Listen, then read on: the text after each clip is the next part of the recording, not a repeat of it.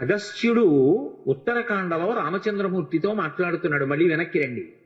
అడిగాడు కదూ రామచంద్రమూర్తి, మరి హనుమ యొక్క ప్రభువైనటువంటి సుగ్రీవుడి అన్నగారైన వాలి చేత తరమబడుతూ భూమండలమంతా తిరుగుతున్నా వాలి కన్నా రావణాసురుడి కన్నా బలవంతుడైనటువంటి హనుమ వాలిని ఎందుకు నిగ్రహించలేదు? ఇది రామచంద్రమూర్తి ప్రశ్న. దానికి అగస్త్య మహర్షి జవాబు చెప్పి అన్నారు, శ్రీరామాయణం యొక్క పట్టాభిషేక సర్గ కూడా పొదగబడినటువంటి యుద్ధకాండ కూడా దాటిపోయిన తరువాత ఉత్తరకాండ సాధారణంగా చదివేటటువంటి అలవాటు తక్కువగా ఉంటుంది.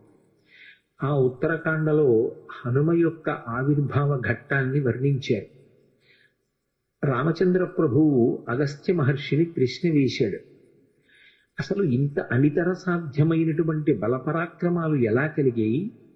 ఇంత బలపరాక్రమాలు కలిగినటువంటి హనుమకి తన ప్రభు అయినటువంటి సుగ్రీవుడంటే అంత భక్తి ప్రపత్తులు కదా.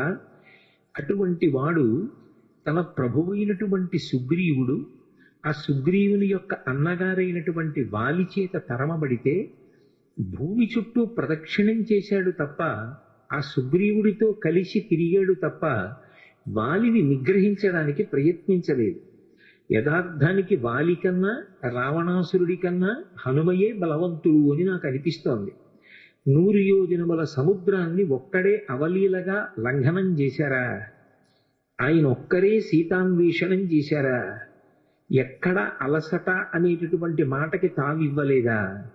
సీతమ్మ తల్లి యొక్క జాడ కనిపెట్టి శరీర పరిత్యాగం చేద్దామనుకున్నటువంటి తల్లికి మళ్ళీ ప్రాణముల మీద ఆశ కలిగేటట్టుగా మాట్లాడి రామచంద్రమూర్తి ఇచ్చినటువంటి అభిజ్ఞానాన్ని సీతమ్మకు బహూకరించి సీతమ్మ పట్ల పరమ భక్తి ప్రపత్తులతో ప్రవర్తించి ఆమెకు జీవితం మీద ఆశ కల్పించారా? అక్షకుమారుడి వంటి భయంకరమైనటువంటి రాక్షసుణ్ణి సంహరించారా? రావణాసురుడికి తన సందేశాన్ని ఒక్కడే నిర్భయంగా వినిపించాడా? పట్టుకుందామనుకున్నటువంటి రాక్షసుల్ని తెగటార్చి లంకాపట్టణాన్నంతటినీ దహించారా?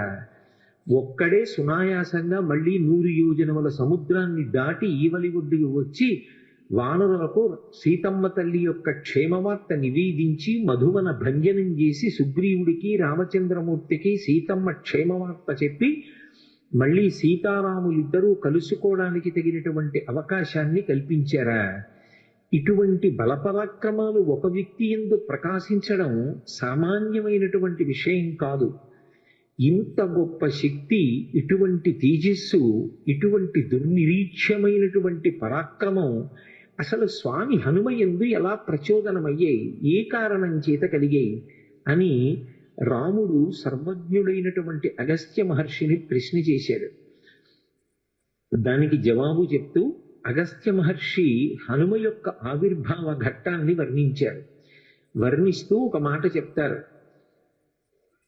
అప్సర స్త్రీలలో శ్రేష్ఠురాలు పుంజకస్థల. ఆమె ఒకప్పుడు శాపవశాత్తు అంజనాదేవి అనబడేటటువంటి పేరుతో కామరూపిణి అయి, అంటే కావలసిన రూపాన్ని పొందగలిగినటువంటి శక్తితో ఈ భూమండలం మీద ఆవిర్భవించింది. సూర్యుని యొక్క కిరణముల చేత నిరంతరము బంగారు కొండగా ప్రకాశించేటటువంటి మేరు పర్వత ప్రాంతంలో పరిపాలన చేసేటటువంటి వానర నాయకుడైనటువంటి కేసరికి భార్య అయింది. ఆయనకి భార్య అయినటువంటి ఆ అంజనాదేవి యందు ఔరసపుత్రుడిగా వాయుదేవుని యొక్క కుమారుడై స్వామి హనుమ ప్రభవించారు. అందులో ఆమె తపస్సు చేయడం కోసమని అరణ్యానికి వెళ్ళింది.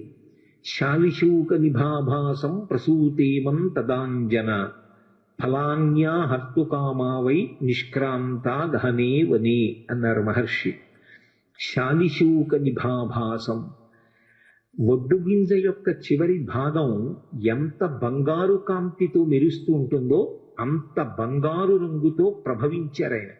మన దురదృష్టం ఏమిటంటే ఎక్కడెక్కడ స్వామి హనుమని చూపించండి ఆకుపచ్చగానో నీలంగానో రంగేస్తాడు. అది ఆయన రంగు కాదు అని 1కి 10 మార్లు చెప్పబడింది.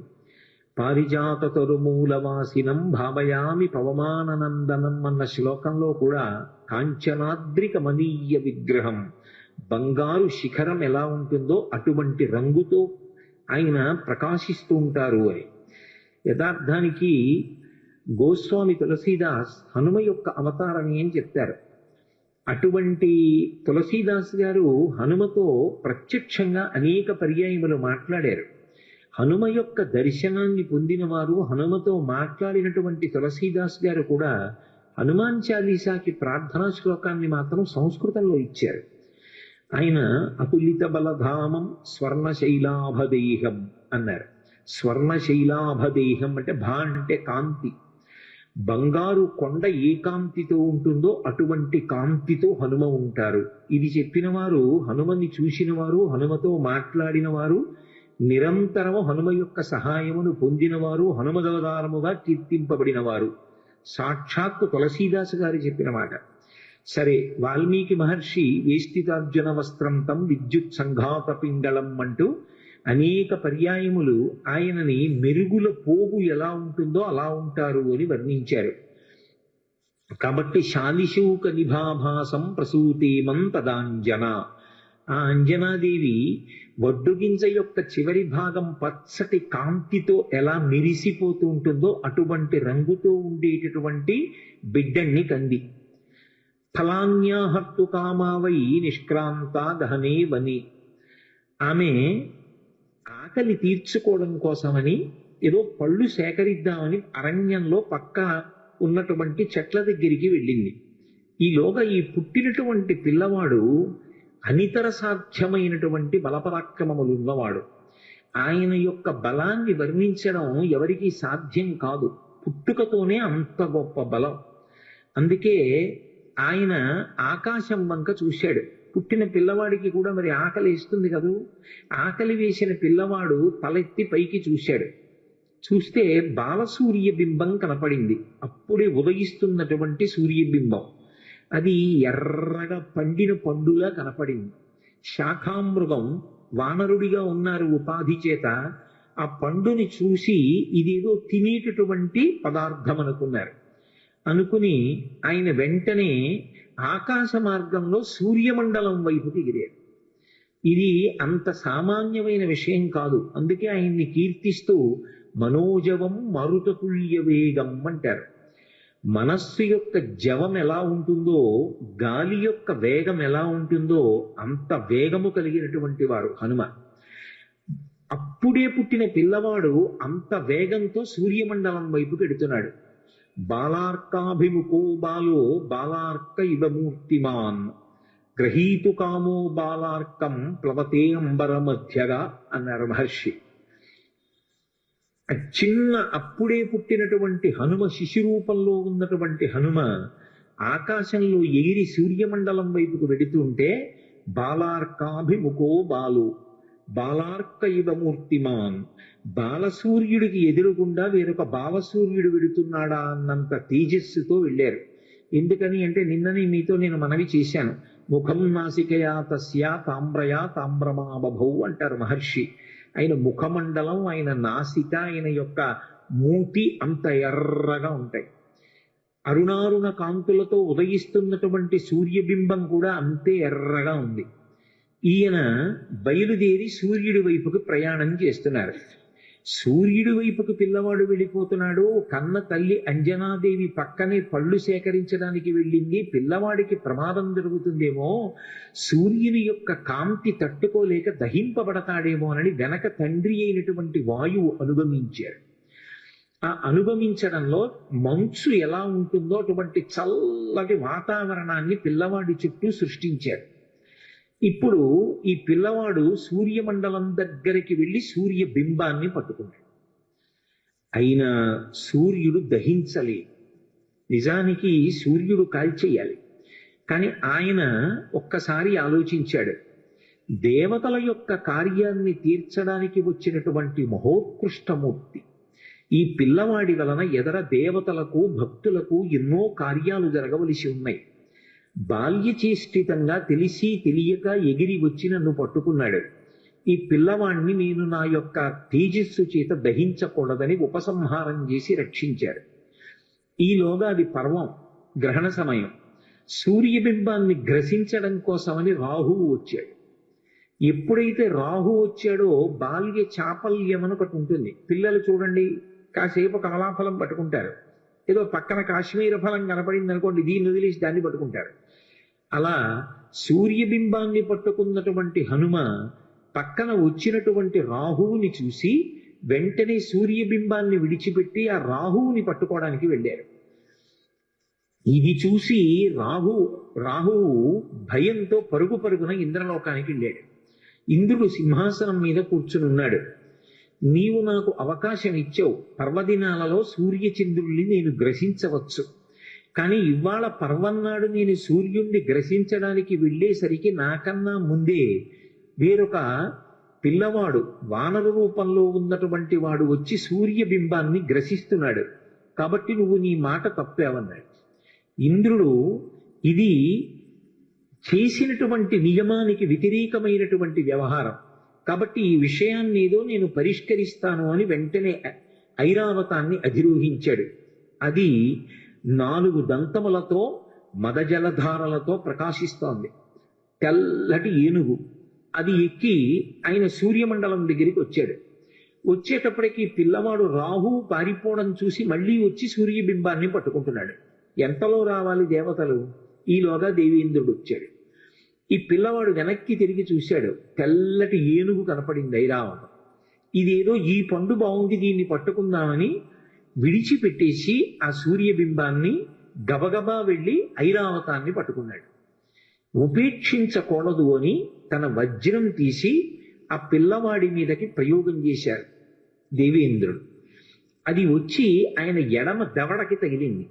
తగిలితే ఎడమ దవడ విరిగిపోయి ఒక్కసారి సూర్యమండలం నుంచి కింద పడిపోయారు. కింద పడిపోయి ఓ పర్వత శిఖరం మీద పడి కింద పడిపోయారు అచేతనులు. ఆ ఎడమ దవడ విరిగిపోయింది కాబట్టి ఆయనకి హనుమ అని పేరు వచ్చింది. ఇందులో మీరు ఒక విషయాన్ని గమనించవలసి ఉంటుంది. అసలు సాధారణంగా అలా శరీరంలో ఏదైనా అవయవం విరిగిపోతే ఆ విరిగిపోయిన అవయవం పేరు మీదుగా పేరు పెట్టరు. ఎందుకంటే అది అంత శుభప్రదమైనటువంటి విషయమేం కాదు. కానీ లోకంలో అన్నిటికీ మినహాయింపులు ఉంటాయి. మామూలుగా మనం ఏది చెప్తామో దానికి ఒక విచిత్రమైన రీతిలో ఒక మినహాయింపుని పొంది విశేష శక్తిని ప్రసరించగలిగినటువంటివి కొన్ని ఉంటాయి. ఉదాహరణకి ఒక విగ్రహం భిన్నమైందనుకోండి, ఆ భిన్నమైనటువంటి విగ్రహాన్ని ఇంకా పూజించరు. ఆ విగ్రహాన్ని తీసేసి నీటిలో కలిపేస్తారు. మరి విశాఖపట్నంలో కనక మహాలక్ష్మి అమ్మవారు ఒక చెయ్యి తెగిపోయి ఉంటుంది అమ్మవారికి. మరి ఆవిడ ఎంత అనుగ్రహమూర్తి! అసలు ఈ మార్గశీర్ష మాసంలో విశాఖపట్నంలో కనక మహాలక్ష్మి అమ్మవారి యొక్క దేవస్థానం ఇసకేస్తే రావడం, అంతటి అనుగ్రహప్రదాయిని. ఆ తల్లి పాదముల దగ్గరికి వెళ్ళి నమస్కరించాలి తప్ప ఆవిడ అనుగ్రహించలేనటువంటి విషయం లేదు.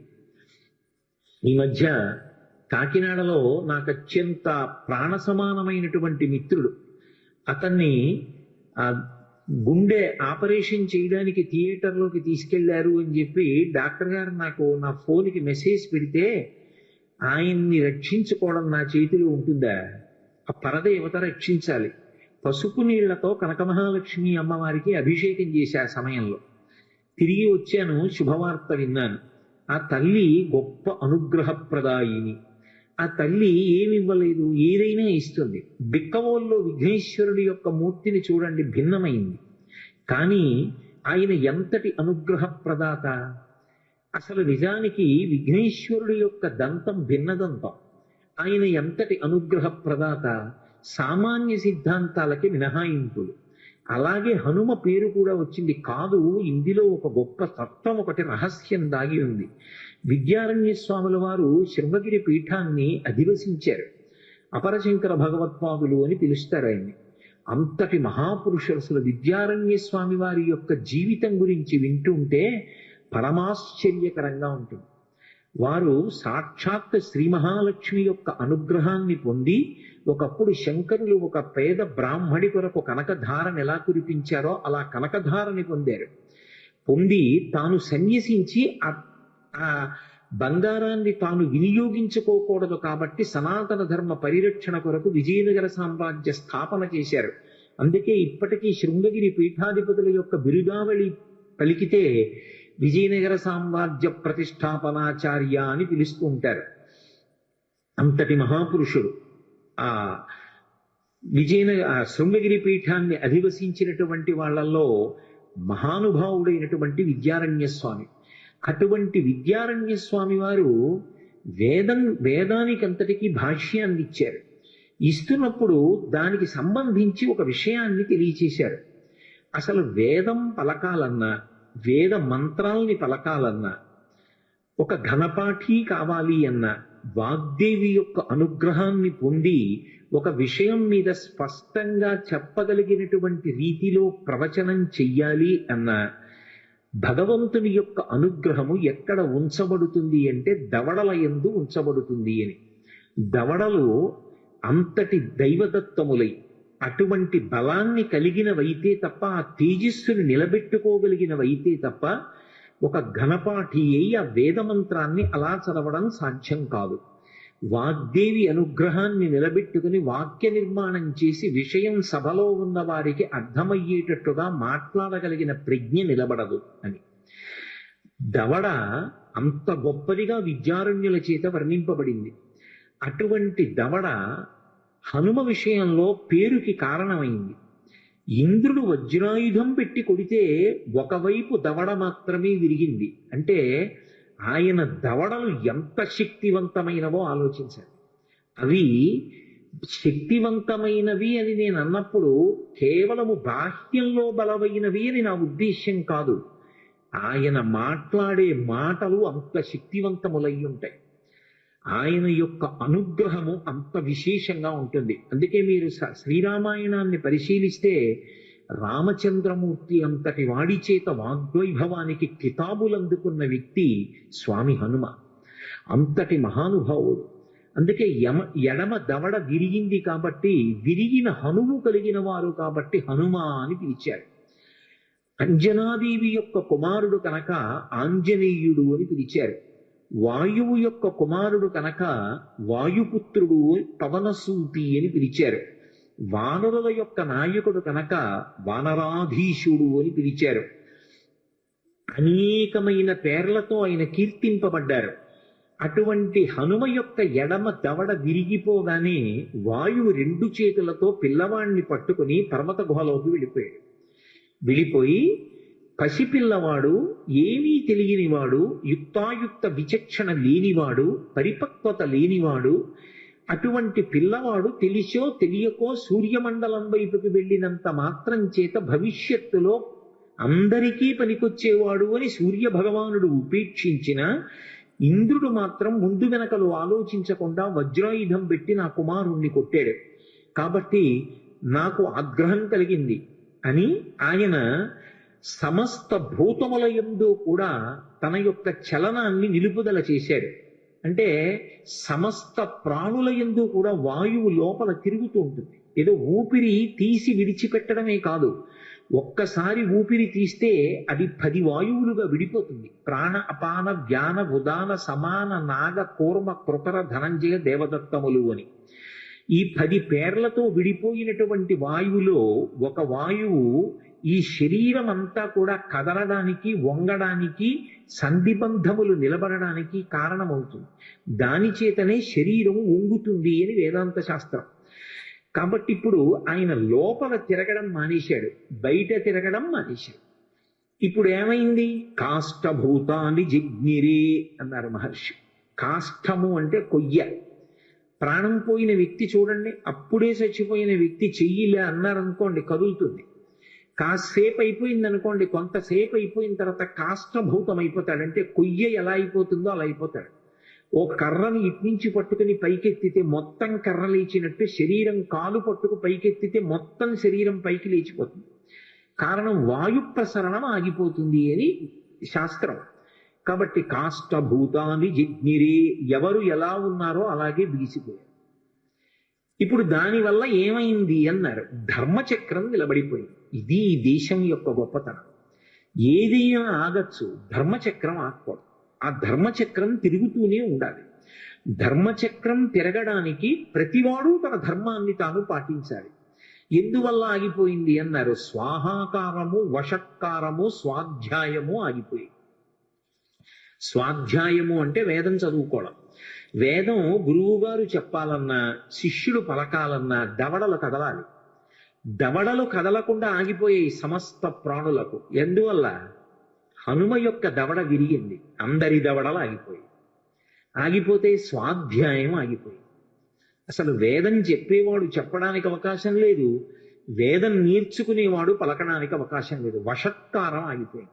వషట్కారం అంటే దేవతలకు హవిస్సు ఇస్తారు, వేదమంత్రాలు చెప్తూ హవిస్సుని అగ్నిహోత్రంలో ఇస్తారు.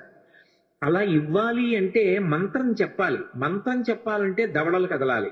స్వాహ అన్న దగ్గరికి వచ్చేటప్పటికి ఆ హవిస్సు సృక్కు స్రవంతో ఇవ్వాలి అంటే చేతులు కదలాలి. ఇప్పుడు అలా కదలకపోతే హవిస్సు అగ్నిహోత్రంలో పడకపోతే దేవతలకు అన్నం దొరకదు.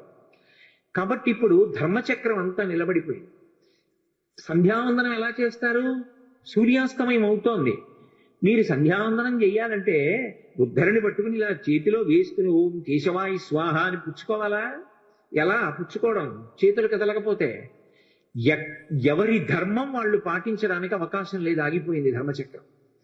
ఒక్క వానర శిశువుకి కలిగినటువంటి ఆపదకి సమస్తమైనటువంటి దేవతలు ప్రాణులు తల్లడిల్లిపోయారు.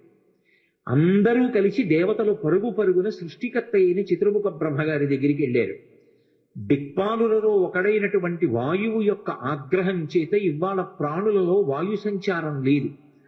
వాయు సంచారం లేని కారణం చేత అనేక ఉపద్రవములు సంభవించాయి. నిజంగా ఋషి ప్రోక్తమైనటువంటి విషయాలు చదువుతుంటే ఎంత గొప్పగా వర్ణిస్తారా అనిపిస్తుంది. వాళ్ళు ఒక మాట అన్నారు, ఏమిటి వాయువు యొక్క శక్తి అంటే, నమస్తే వాయువు త్వమేవ ప్రత్యక్షం బ్రహ్మాసి అని మనం ఆయన్ని స్తోత్రం చేస్తూ ఉంటాం. వాయువు యొక్క గొప్పతనం ఏముంది అంటే, దేవతలు అన్నారు వాయు ప్రాణ సుఖం వాయు, వాయు సర్వమిదం జగత్, వాయునాసం పరిత్యక్తం న సుఖం విందతే జగత్ అన్నారు. వాయు ప్రాణ, వాయువే ప్రాణము.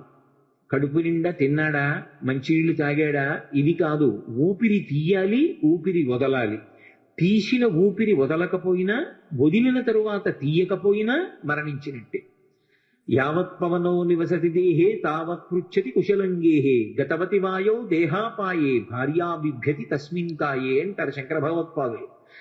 ఊపిరి తీయలేదో అప్పటి వరకు బాగున్నారా బాగున్నారా బాగున్నారా అని అడిగిన వాళ్ళు ఇక బాగున్నారా అని అడగరు. ఆ శివం విడిపోయింది. వాయువే ప్రాణము. వాయు ప్రాణ సుఖం వాయు, నాకు సుఖంగా ఉందండి అంటాడు. ఏమిటి సుఖం? వాయువే సుఖం, బాహ్యమునందు ఆంతరమునందు కూడా. ఇప్పుడు ఎంత మెత్తటి కుర్చీ వేయండి, లేకపోతే ఎంత వేదిక మీద కూర్చోపెట్టండి, అసలు నాకు గాలి తగలటం లేదనుకోండి, నాకు మాట్లాడడానికి ఎంత ఇబ్బందిగా ఉంటుంది. కొద్దిగా గాలి తగులుతోంది అనుకోండి, నాకు అమ్మయ్య అని సేద తీరి మాట్లాడగలుగుతాను. అసలు సుఖం అంటే వాయువే. కాదు కాదు, ఎంత ఐశ్వర్యం ఉండనివ్వండి, కాదు కాదంటే అది తప్పని కాదు నా ఉద్దేశం. అన్నిటికీ అర్థం పర్థం లేకుండాను అక్షరాల మధ్యలో చదవకూడదు, ఏదో ఇన్ బిట్వీన్ ది లైన్స్ అంటారే ఇంగ్లీష్లో, అలా వినకూడదు. కాదు కాదు అంటే అది మాత్రమే కాదు అని దాని అర్థం. ఆ వాయువు యొక్క గొప్పతనం ఎక్కడున్నది అంటే, ఇంట్లో ఎంత ఐశ్వర్యం ఉండనివ్వండి, పచనం చేసినటువంటి పదార్థం ఇంట్లో ఎంత ఉండనివ్వండి, ఎంత మంచి ప్రాంగణంలో మీరుండనివ్వండి, ఊపిరి అందట్లేదు అనుకోండి, ఎగ ఊపిరి వచ్చింది లేకపోతే దిగ ఊపిరి వచ్చింది, ఇక వాడికి సంతోషం సుఖం అన్న మాట ఏమైనా ఉంటుందా? కాసేపు కార్యక్రమం అయిపోయిన తర్వాత పెడదామని అంటాడా? ఇహ అనడు. అసలు సుఖము అంటే వాయువే. ఆ ఊపిరి సరిగ్గా అందకపోతే మనిషికి సుఖం ఉండదు, మనిషికి ఏ ప్రాణికి ఉండదు. కాబట్టి వాయు ప్రాణ సుఖం వాయు, వాయు సర్వమిదం జగత్. అసలు వాయువే ఈ జగత్. ఆ వాయువు లేనినాడు ఈ జగత్తు లేదు. ఎందుకన్నారు ఈ మాట? జ అంటే జాయతే, గ అంటే గచ్చతే. జాయతే గచ్చతే, వచ్చేది వెళ్ళేది. వచ్చింది కొత్తగా ఓ ప్రాణి, దేని వల్ల వస్తుంది? ప్రసూతి వాయువు వల్ల వస్తుంది. అమ్మ కడుపులో ప్రసూతి వాయువు లోపల ఉన్నటువంటి బిడ్డని పైకి తోస్తే కొత్తగా ఒక శిశు జననం అవుతుంది.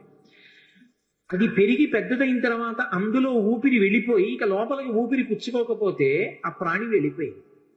కాబట్టి ఇప్పుడు జగత్ అన్న మాట ఎక్కడుంది? వాయువునందే ఉంది. కాబట్టి వాయు సర్వమిదం జగత్ వాయునాసం పరిత్యక్తం న సుఖం విద్దతే జగత్. ఆ వాయువు కదలడం మానేసింది. లోకానికి సుఖం అన్న మాట లేదు, లోకమే లేదు, జగత్తు లేదు. కాబట్టి ఓ పితామహ, మీరు తొందరపడండి. వాయువుకి ఏ కారణం చేత ఆగ్రహం కలిగిందో ఆ ఆగ్రహాన్ని తీర్చండి. తీర్చి మళ్ళీ సమస్త భూతములు సంతోషపడేటట్టుగా చెయ్యండి. ఇప్పుడు బ్రహ్మగారే బయలుదేరాడు. ఒక్కొక్కసారి పరిస్థితి యొక్క ఉద్విగ్నతను బట్టి ప్రభువే వెళ్ళవలసి ఉంటుంది. వాళ్లే నా దగ్గరికి రావాలని అనకూడదు. కాబట్టి ఇప్పుడు ప్రభువే చతుర్ముఖ బ్రహ్మగారే బయలుదేరి పర్వత గుహ దగ్గరికి వెళ్ళాడు. గౌరవము అనొక మాట ఉంటుంది. ఎంత గౌరవంగా ఉంటుందంటే ఒక కావ్యాన్ని ఒక పురాణాన్ని మీరు పరిశీలిస్తే అంత మర్యాదగా ఉంటుంది. కోపం వేరు, కానీ యుక్తాయుక్త విచక్షణ వేరు. కోపం ఎప్పుడు దేనికి సాధనం కావాలి అంటే తప్పు జరిగినప్పుడు ఆ తప్పుని దిద్దడానికి సాధనం కావాలి. అది ఒక్కరు చేసిన తప్పు కాదనుకోండి, చాలా మంది కలిసి తప్పు చేశారు, అది ఒకడు చేసిన తప్పు కాదు. 50 మంది శిష్యులు ఉన్నారు, ఒక్కడికి గురువు గారు గుర్తురాల.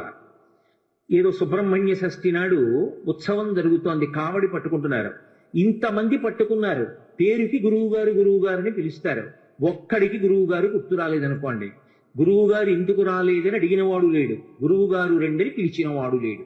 ఇప్పుడు గురువు గారికి కోపం రావాలా వద్దా అంటే వచ్చి తీరాలి. ఎందుకంటే వ్యవస్థ గాడి తప్పిపోయింది. కాబట్టి గాడిలో పెట్టాలి అంటే గురువు ఆగ్రహించాలి. ఎలా ఆగ్రహించాలి అంటే తాను కోపమునకు వశుడైపోకూడదు, కోపము తన చేతిలో ఉండాలి సాధనంగా, దాని చేత దిద్దాలి వ్యవస్థని. ఇది మీరు రామాయణాదుల్ని పరిశీలిస్తే ఎంత అద్భుతంగా కనపడుతుంది. వాయువు చతుర్ముఖ బ్రహ్మగారు వస్తుంటే నా కొడుకు ఇంత ఇబ్బందికి కారణం అవడానికి అదిగో ఆ ఇంద్రుడే కారణం, ఆ ఇంద్రుడితో దేవతలతో కలిసి బ్రహ్మగారు వస్తున్నాడు, నేనెందుకు లేచి నిలబడాలి అనలేదు. వెంటనే లేచి నిలబడ్డాడు. మంత్రములతో ఆయన దగ్గరికి వెళ్ళి ప్రదక్షిణం చేసి నమస్కారం చేసి చేతులు జోడించి నిలబడ్డాడు. వెంటనే చూశాడు, ఏమి వాయుదేవా, ఏమి ఆగ్రహం, ఇదిగో యుక్తాయుక్త విచక్షణ లేని నా బిడ్డడు దేవతలందరికీ పనికి రావలసిన వాడు సూర్యమండలం వైపుకు వెళ్ళాడని కొట్టాడు ఇంద్రుడు, పడిపోయాడు. వెంటనే ఆయన తన కమండలంలో నీళ్లు ఆ పిల్లవాడి మీద జల్లి స్పృశించాడు బ్రహ్మగారు. చతుర్ముఖ బ్రహ్మగారి యొక్క స్పర్శ కలగగానే ఆ పిల్లవాడు అప్పుడే పుట్టిన వాళ్ళ మళ్ళీ లేచి కూర్చున్నాడు. లేచి కూర్చుంటే వాయువుతో సహా సమస్త దేవతలందరూ సంతోషించారు. వెంటనే వాయువు మళ్ళీ ప్రసరణం ప్రారంభం చేశాడు.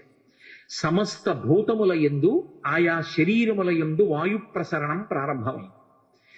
ఆ వాయు ప్రసరణం ఎప్పుడైతే ప్రారంభమైందో అందరూ సేద తీరారు. ఇప్పుడు బ్రహ్మగారు అన్నారు, ఈ పిల్లవాడు మహోత్కృష్టమైనటువంటి మూర్తి, ఇతను దేవతా కార్యములను సాధించవలసిన వాడు, అందుకే నేను ఇతనికి వరమిస్తున్నాను. ఈ పిల్లవాడు బ్రహ్మదండము చేత కూడా కొట్టబడడు ఇకపైన, మీరు కూడా ఈ పిల్లవాడికి వరాలివ్వండి అని ఆజ్ఞాపించాడు దేవతల్ని. సాధారణంగా వరమిస్తే దేవతలు ఏదో ఒక కోరిక తీరేటట్టుగా ఇస్తారు, కానీ హనుమ విషయంలో చాలా విచిత్రమైన రీతిలో వరమిచ్చారు. ఆ దేవతలందరూ బయలుదేరారు. సూర్య భగవానుడు వచ్చాడు. వచ్చి ఆయన అన్నాడు, ఈ పిల్లవాడికి నేను గురుస్థానం వహిస్తాను. ఒక గురువు దొరకడం అంటే జీవితంలో ఎంత గొప్ప విషయమో అర్థమవుతుంది. అందున ఇవాళ ఆదివారం కాదు, త్రయోదశితో ఉంది సూర్యోదయానికి. హనుమకి సూర్యనారాయణమూర్తి పేరు చెప్తే చాలు పరమ సంతోషం. ఎందుకంటే ఆయన గురువుగారే లోకంలో. అందుకని ఆ సూర్యనారాయణమూర్తి వచ్చి ఈ పిల్లవాడికి తగిన వయస్సు వచ్చిన తరువాత నేను శాస్త్రపాఠం చెప్తాను, ఇతనికి నేను గురువు అవుతాను. ఇంకంతకన్నా లోకంలో కావలసింది ఉంటుందండి? అసలు తగిన గురువు లభించడం కన్నా అదృష్టం ఉంటుందా? సూర్యుడే వచ్చి గురువు అవుతానన్నాడు. కానీ అది తర్వాత ఎంత చమత్కారానికి దారి తీసిందో మీరు పరిశీలించవలసి ఉంటుంది. దేవేంద్రుడు వచ్చాడు. ఒక విచిత్రమైన కోరిక కోరాడు. ఈ పిల్లవాడిని నేను వజ్రాయుధం పెట్టి కొట్టాను. కొడితే కేవలం ఇతని ఎడమ దవడ ఒక్కటి విరిగింది. ఈ విషయం లోకానికి ఎంతటికీ తెలియడం కోసం వజ్రాయుధం పెట్టి కొడితే విరిగినటువంటి ఎడమ దవడ కలిగిన వాడు కాబట్టి హనుమ అని పిలవబడాలి. ఈ పిల్లవాడు ఇక పైన నా వజ్రాయుధము చేత ఎన్నడూ కొట్టబడడం. నా వజ్రాయుధం ఈ పిల్లవాడిని ఏమీ చెయ్యలేదు. వెంటనే యమధర్మరాజు గారు వచ్చాడు. ఆయన అన్నాడు, లోకంలో ఏ ప్రాణులైనా సరే నేను వేసినటువంటి యమపాశముల చేత శరీరాన్ని విడిచిపెట్టేస్తారు, జీవుడు ఉత్క్రమణం అవుతాడు. కానీ ఈ పిల్లవాడు యమపాశముల చేత కట్టబడడు. నా యొక్క అనుగ్రహం లేకపోతే రోగములు వస్తాయి, రోగముల చేత బాధపడతారు జనులు. కానీ ఈ పిల్లవాడి శరీరానికి ఎప్పుడు రోగం రాదు.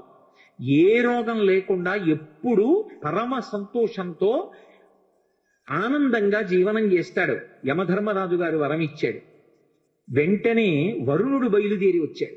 ఆయన అన్నాడు, 10 లక్షల సంవత్సరముల తర్వాత కూడా నా వరుణపాశముల చేత ఈ పిల్లవాడు బంధింపబడడు. ఈ పిల్లవాడు నీటిలో మునిగిపోయినా ప్రమాదము జరగదు. నీటి యందు పిల్లవాడికి ప్రమాదము జరగకుండా వరుణపాశముల చేత కట్టబడడు అని నేను వరమిస్తున్నానండి. కుబేరుడు బయలుదేరి వచ్చాడు. వచ్చి ఆయన అన్నాడు, ఆయనకి ఒక కన్ను పచ్చగా ఉంటుంది, పచ్చటి కన్ను పెట్టుకుని ఉంటాడు కుబేరుడు. సరే, ఆ వృత్తాంతం అంతా వేరనుకోండి. కాబట్టి ఆ కుబేరుడు అన్నాడు, నా కుబేరుని యొక్క దండము చేత యక్షుల చేత ఈ పిల్లవాడు కట్టబడడం, నా శక్తి ఈ పిల్లవాడిని కట్టడానికి సరిపోదు అన్నాడు. పరమశివుడు వచ్చాడు, నా త్రిశూలము చేత కాని నా సంబంధమైన ఏ అస్త్రము చేత కాని ఈ పిల్లవాడు కట్టబడడం. విశ్వకర్మ వచ్చాడు. ఆయన అన్నాడు, సమస్తమైనటువంటి అస్త్రములు నా చేత నిర్మింపబడ్డాయి, శస్త్రములు నా చేత నిర్మింపబడ్డాయి. శస్త్రములు అంటే బాహ్యంలో చేత్తో పట్టుకుని కొట్టడానికి పొడవడానికి పనికొస్తాయి. శూలం, గద, కత్తి, డాలు, ఢమరకం, ఇలాంటి డాలు వంటివి. ఇటువంటి శస్త్రములు ఏవి కూడా ఇతని యందు పనిచేయవు. అంతేకాదు, ఏ అస్త్రాన్ని ప్రయోగించినా కూడా ఈ పిల్లవాడు అస్త్రము చేత కట్టబడడు. ధనుర్వేదంలో ఉన్న ఏ అస్త్రం ప్రయోగించండి, అది రౌద్రాస్త్రం, ఐంద్రాస్త్రం, వారుణాస్త్రం, ఏ అస్త్రమైనా సరే ఈ పిల్లవాడు అస్త్రముల చేత కట్టబడడం. ఇప్పుడు సృష్టిలో ఆయన అంతటి బలపరాక్రమములు కలిగిన వాడు వేరొకడున్నాడా ఎక్కడైనా? ఇక లేడు. అంతటి బలపరాక్రమములు కలిగిన వాడు ఎవరి చేత కట్టబడని వాడు. ఇంత శక్తి కోరుకుంటే కూడా బ్రహ్మగారు ఒక్కడికి కూడా ఇవ్వలేదు. అలాంటిది శాసనం చేసి దేవతలందరి చేత ఇప్పించారు. ఇప్పుడు ఇంత శక్తివంతుడయ్యాడు ఆ పిల్లవాడు. దేవతలందరూ అంతర్ధానం అయిపోయారు. వాయువు పిల్లవాడిని తీసుకెళ్లి తల్లి అంజనాదేవికి అప్పచెప్పి తాను వెళ్ళిపోయాడు. ఈ పిల్లవాడు మున్యాశ్రమాల్లో పెరిగి పెద్దవాడు అవుతున్నాడు. అపారమైనటువంటి బలం, అపారమైనటువంటి తేజస్సు. ఇప్పుడు ఆ పిల్లవాడు ఏం చెయ్యాలి అంటే, బాల్యచీస్థితముల చేత ఏం చెయ్యాలో తెలియక ఆ మున్యాశ్రమాల్లో ఆరవేసుకున్నటువంటి మడిబట్టలు, నారచీరలు అన్నీ చింపేస్తుండేవాడు. అక్కడ ఉన్నటువంటి సృక్కులు, స్రువాలు మొదలైన వాటిని విరిచేస్తుండేవాడు. అక్కడ పెట్టినటువంటి మంగళ ద్రవ్యాలు, పేలాల పాత్రలు, ధాన్యం, ఆవు పాలు, పెరుగు, నెయ్యి, లాజలు, పేలాలు ఇలాంటివి కనపడితే ఆ పాత్రలన్నీ ఛిద్రం చేసేవాడు. యజ్ఞకుండాల్ని తిరగతోసేసేవాడు. ఇవన్నీ చూసి అంగిరసుని యొక్క వంశంలో వచ్చినటువంటి వాళ్ళు, భృగు వంశంలో వచ్చినటువంటి వాళ్ళు, కొంతమంది మునులు ఆ పిల్లవాణ్ణి చూసి శీపురీనం రఘుశ్రేష్ఠ నాతి క్రుద్ధాతి మన్యవహ అన్నారు. ఎక్కువ కోపం పెట్టుకుని కాదు మనసులో వాళ్ళు శాపం ఇచ్చింది, వాళ్ళు ఏదో కోపంతో ఇవ్వలేదు. ఈ పిల్లవాడిని తల్లరి చేస్తున్నాడు. చేస్తుంటే ఎప్పుడైనా ఎవరికైనా కోపం వచ్చి చటుక్కున ఏదైనా ఇబ్బంది కలిగితే అలా కలగకూడదంటే ఈ పిల్లవాడికి తన బలం తనకి తెలియకుండా ఉండాలి. ఉంటే అల్లరి చేయడు అని ఈ పిల్లవాడిని వేరొకరు స్తోత్రము చేసే వరకు, అతని బలము అతనికి జ్ఞాపకం చేసే వరకు ఈయన బలము ఈయనకు జ్ఞాపకము ఉండకుండుగాక అని శపించారు. ఎలా? శేపురీనం రఘుశ్రేష్ఠ నాతి క్రుద్ధాతి మన్యవః యథాతే స్మర్యతే కీర్తి తథాతే వర్ధతే బలం. మళ్ళీ ఎప్పుడు ఈయన్ని స్తోత్రం చేస్తారో, ఈయనకి ఇచ్చినటువంటి శాపాన్ని చెప్తారో, ఎప్పుడు ఈయన బలాన్ని ఈయనకి జ్ఞాపకం చేస్తారో అప్పుడు ఆయన బలం ఆయనకి వచ్చేస్తుంది. అగస్త్యుడు ఉత్తరకాండలో రామచంద్రమూర్తితో మాట్లాడుతున్నాడు. మళ్ళీ వెనక్కి రండి. అడిగాడు కదూ రామచంద్రమూర్తి, మరి హనుమ యొక్క ప్రభువైనటువంటి సుగ్రీవుడి అన్నగారైన వాలి చేత తరమబడుతూ భూమండలమంతా తిరుగుతున్నా వాలి కన్నా రావణాసురుడి కన్నా బలవంతుడైనటువంటి హనుమ వాలిని ఎందుకు నిగ్రహించలేదు? ఇది రామచంద్రమూర్తి ప్రశ్న. దానికి అగస్త్య మహర్షి జవాబు చెప్పి అన్నారు, తెలియదు హనుమకి తన బలం తనకి తెలియదు కాబట్టి నేను వాలిని నిగ్రహించగలను అని తెలియక సుగ్రీవుడు పారిపోతుంటే ఆయన వెంట తాను కూడా పారిపోయాడు తప్ప తాను రక్షించే ప్రయత్నం చెయ్యలేదు. కానీ ఎప్పుడు మళ్ళీ తెలిసింది హనుమకి తన బలం తనకి అంటే సుందరకాండ ప్రారంభంలో, కిష్కింధకాండ చిట్ట చివర్లో సముద్రాన్ని దాటవలసి వచ్చినప్పుడు వానరములన్నీ వెళ్ళి ఆ సముద్రపు ఒడ్డున కూర్చున్నాయి. దక్షిణ తీరంలో లంకకి చేరాలి, ఉత్తర తీరంలో కూర్చుని ఉన్నారు వానరులందరూ. కొన్ని లక్షల వానరములు కూర్చునున్నాయి. ఎదురుగుండా 100 యోజనముల సముద్రం కనపడుతోంది. నేను దాటగలనన్నవాడు మాత్రం కనపడలేదు. 10 యోజనములు, 20 యోజనములు, 30 యోజనములు, 90 యోజనములు వెడతానన్నవాడే తప్ప 100 యోజనములు దాటి వెళ్ళగలనన్నవాడు లేడు. యువరాజు అంగదుడు లేచి అన్నాడు, నేను 100 యోజనముల సముద్రాన్ని గడచి వెళ్ళగలను, కానీ మళ్ళీ తిరిగి రాగలనో లేనో నమ్మకం లేదన్నాడు. కాబట్టి ఇప్పుడు 100 యోజనముల సముద్రాన్ని దాటి ఆవలి ఒడ్డుకి కాంచనలంకలో ప్రవేశించి మళ్ళీ క్షేమంగా తిరిగి రాగలిగినటువంటి జవసత్వములున్నవాడు లేడు. అందరూ చతికిలబడి కూర్చున్నారు. తన బలం తనకి జ్ఞాపకం లేదు కాబట్టి హనుమ కూడా కూర్చున్నది.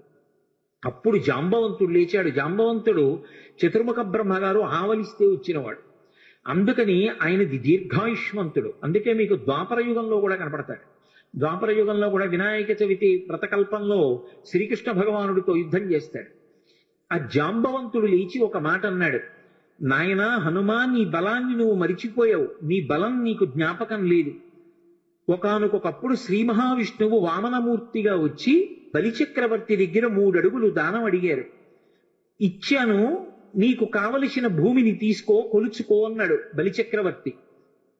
వెంటనే ఆ చిన్న పిల్లవాడిగా వచ్చినటువంటి వామనమూర్తి తన యొక్క పాదముల చేత 3 అడుగుల భూమిని కొలవడం కోసమని ఒక పాదంతో ఈ భూమిని అంతటినీ కొలిచాడు, ఒక పాదంతో ఆకాశాన్నంతటినీ కొలిచాడు. 3వ అడుగు ఎక్కడ పెట్టను అన్నాడు. అప్పుడు ఇంతంతైవటుడు ఇంతయైవరియుతానింతై అభోవీధిపై అంతైతో ఇదమండలగ్రమణ కల్లంతై ప్రభారాశిపై అంతై చింద్రునకంతయై ధ్రువునిపై అంతై మహర్వాటిపై అంతై సత్యపదోన్నతుండగుచు బ్రహ్మాండాంత సంవర్ధి. అంత పెరిగిపోయినటువంటి ఆ త్రివిక్రమ స్వరూపంతో పాటుగా అరణ్యములతో పర్వతములతో ఉన్నటువంటి ఈ భూమికంతటికి 21 మార్లు ప్రదక్షిణం చేశాను హనుమ. జాంబవంతుడు చెప్తున్నాడు. కానీ ఇప్పుడు ఓపిక లేదు, వెళ్ళలేను. నువ్వు సామాన్యుడివి కావు, కారణజన్ముడివి.